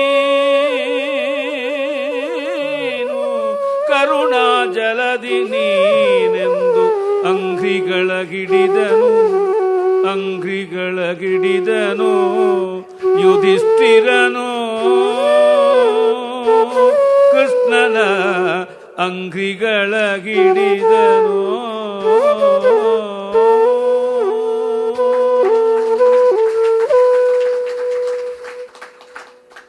ಕೃಷ್ಣ ಬಂದೊಡನೆ ಸಮಸ್ತರು ನಮಸ್ಕಾರಾದಿಗಳನ್ನು ಮಾಡ್ತಾರೆ. ಎಲ್ಲರ ಕುಶಲ ಪ್ರಶ್ನೆಗಳು, ಯೋಗಕ್ಷೇಮಗಳು ಎಲ್ಲವೂ ಆಗುತ್ತದೆ. ಆಮೇಲೆ ದುರ್ಯೋಧನ ಅಭಿಪ್ರಾಯ ಅದನ್ನೆಲ್ಲವನ್ನು ಸಂಕ್ಷೇಪದಲ್ಲಿ ಸಾಮದಲ್ಲಿ ಸೊಗಸಿಲ್ಲ, ನೀವು ನಿಸ್ಸೀಮರಾದೊಡೆ ಜೋಡಿಸುವುದು ಉದ್ದಾಮ ಕುರುಭೂಮಿಯಲ್ಲಿ ಕುಳವನು ಅರಿದವರ ಪತಿಕರಿಸಿ ಅನ್ನೋ ತೀರ್ಮಾನ ಹೇಳಿ, ಕೃಷ್ಣನ ಹಾಸ್ಯವೇ ಹಾಸ್ಯ. ಮುನಿದೊಡೆಯೂ ನಿಮ್ಮೊಳಗೆ ನೀವೇ ಮನಕಥವ ಮಾಡುವಿರಿ. ಅಪ್ಪ, ನೀರು ಒಂದು, ನೀರನ್ನು ಬಡದ ಕೋಲು ಬೇರೆ. ನೀವು ಅಣ್ಣ ತಮ್ಮಂದ್ರು ಒಂದೇ. ನಾನು ಹೊರಗಿಂದ ಬಂದು ಯಾದವ. ಹಾಗಾಗಿ ಅನುಜರ ಅಗ್ರಜರಲ್ಲಿ ಕದಡಾದೊಡೆ ಉಪಶಮಿಸುವರಿ ನಿಮ್ಮೊಳಗೆ. ನಿಮಗೆ ನೀವೇ ಸೇರ್ಕೊಂಡು ಬಿಡ್ತೀರಾ. ನನಗೆ ನಿಮ್ಮಯ್ಯ ದೂಸರ, ನಿಮ್ಮ ಕಾರಣದಿಂದಾಗಿ ಆಯಿತು ಇನಿತು ಸಭೆಯಲ್ಲಿ ಮಾನ ಹಾನಿ. ಎಷ್ಟು ಅವಮಾನವಾಯಿತು. ಕಟ್ಟಾಕ್ಬಿಡ್ತೀನಿ ಅಂತ ಬಂದ, ಕೊಂದು ಬಿಡ್ತೀನಿ ಅಂತ ಬಂದ, ಏನು ಗತಿ ಆಗ್ತಿತ್ತು. ನಿಮ್ಮನ್ನು ನಚ್ಕೊಂಡು ನಾನು ಹೋದೆ ನೋಡಿ ಅಂತ ಸುಮ್ಮನೆ ಬೇಕು ಅಂತ ಗೇಲಿ ಮಾಡ್ತಾನೆ. ಆಗ ಧರ್ಮರಾಜನಿಗೆ ಒಂದು ಸ್ವಲ್ಪ ಕಾಲ ನಿಜವೇನೋ ಅನಿಸಿ ನೋವೇ ಆಗಿಬಿಡುತ್ತೆ. ಆಮೇಲೆ ಅದರ ಮುಗುಳ್ನಗೆಯನ್ನು ಕಂಡು ನಸುನಗುತ್ತಾ, ಆಹಾ ಗೊತ್ತಾಯಿತು ನಿನ್ನ ಲೀಲೆ ಏನು ಅಂತ. ಇದೆಲ್ಲ ಆ ಒಂದು ಬಿಗಿಯ ವಾತಾವರಣವನ್ನು, ಕದಡಿದ್ದ ಆ ವಾತಾವರಣವನ್ನು ಹಗುರ ಮಾಡುವ ಮನೋಹರವಾದ ಲೀಲೆ. ಮುಳಿದು ಸುರಗಿಯನ್ನು ಉಗಿದು ಗಗನಕ್ಕೆ ನಿಲುಕಿ ಮಾಡುವುದೇನು. ಸುರಗಿಯನ್ನು ಉಗಿದು ಅಂತಂದರೆ ಒರೆ ಬಿಚ್ಚಿ ಅಂತ. ಆ ಉಕ್ತಿ ನೋಡಿ ಎಷ್ಟು ಚೆನ್ನಾಗಿದೆ. ಉರ್ಚುವುದು ಉಗಿಯುವುದು ಅಂತಂದರೆ ಬಾಯಿಂದ ಉಗುಳು ಹೊರಗೋದಂತೆ ಒರೆಯಿಂದ ಕತ್ತಿ ಹೊರಗೆ ಬಂತು. ಹಾಗೆ ಕತ್ತಿಯನ್ನು ಉಗುಳಿಸಿದ್ರೆ ಹೊರಕ್ಕೆ ತಂದು ಗಗನಕ್ಕೆ ನಿಲುಕಿದ್ರೆ, ಗಾಳಿಗೆ ತಿವಿದ್ರೆ, ಆಕಾಶಕ್ಕೆ ತಿವಿದ್ರೆ ಏನಾಗುತ್ತದೆ? ನೀನು ಅಂತಹವನು, ನಿರಾಮಯನಾದವನು, ನಿರೀಹನಾದವನು, ನಿರ್ಲೇಪನಾದವನು. ಹಾಗಾಗಿ ನಿಮ್ಮಡಿಗಳಿಗೆ ತಪ್ಪಿದ ತರಳರು, ಚಂಚಲರು, ಅಖಿಳವ್ಯಾಪ್ತಿಗೇಗುವರು. ಅಖಿಳವ್ಯಾಪ್ತಿ ಅಂದರೆ ಪಂಚತ್ವ ಪಡೆಯೋದು ಅಂತ. ಅವರ ದೇಹದ ಪಂಚಭೂತಗಳು ಅವರವರ ಸ್ಥಾನಗಳಿಗೆ ಸೇರತಕ್ಕಂಥದ್ದು. ಅವರು ಡಿಫ್ಯೂಸ್ ಆಗಿಬಿಡ್ತಾರೆ ಅಂತ. ಹಾಗಾಗಿ ಕಳರು ಮಾಡಿದ ಕಥೆಯನ್ನು ಎನ್ನಳು ತಿಳಿದು ಮರೆಯಲು ಬೇಕು. ಅವರು ಮಾಡಿದ ಅವಮಾನವನ್ನು ನನ್ನ ಮುಖ ನೋಡಿ ಹೊಟ್ಟೆಗೆ ಹಾಕ್ಕೋಬೇಕು. ಧರ್ಮರಾಜನ ಸ್ವಭಾವ. ಕರುಣಾ ಜಲಧಿ ಅಂತ ಕಾಲು ಹಿಡ್ಕೋತಾನೆ. ಆಗ ಬಿಡಯ್ಯ, ಬರಿದೆ ಕಾಡದಿರು, ಸುಮ್ಮನೆ ಕಾಲು ಹಿಡ್ಕೊಂಡು ಕಾಡಬೇಡ, ಹೇಳು. ಮನದಲ್ಲಿ ಮರೆದ ವಾಗಳೆ ಕೌರವನನ್ನು. ನಮಗೆಲ್ಲ ಮರ್ತು ಹೋಗ್ಬಿಟ್ಟಿದೆ. ಮುಂದರಿಯದವನು ಅವಗಡಿಸಿದನು. ಮುಂದೆ ಏನಾಗುತ್ತೆ ಅಂತ ಗೊತ್ತಿಲ್ಲ, ಗಲಾಟೆ ಮಾಡಿದ. ಹೋಗಲಿ, ನಿಮ್ಮ ದೂರ ಏಕೆ? ನಿಮ್ಮನ್ನು ದೂರದಲ್ಲಿ ಏನು ವಿನೋದ ಅಷ್ಟೇ. ನೆರವಣಿಕೆ ಉಂಟು, ಆದೊಡೆ ನಿಮಗಿನ್ನೂ ಈಗ ಉತ್ಸಾಹ ಈಗಲೇ ಇದ್ದರೆ ಇಂದಿನ ಮರು ದಿವಸ, ಇವತ್ತಿಗೆ ನಾಳೆಯೇನೆ ಸಂಗ್ರಾಮ ಸೇರಿಸಲು ನೀವು ಅರಿತು ನಡೆ ಕುರುಕ್ಷೇತ್ರಕ್ಕೆ ಬೇಗದಲ್ಲಿ ಬನ್ನಿ, ಕುರುಕ್ಷೇತ್ರಕ್ಕೆ ಹೋಗೋಣ ಅಂತಾನೆ ನಾವು ಮುಂದಿನ ಕಂತಲ್ಲಿ ಕುರುಕ್ಷೇತ್ರ ಪ್ರವೇಶ ಮಾಡೋಣ. ನಮಸ್ಕಾರ.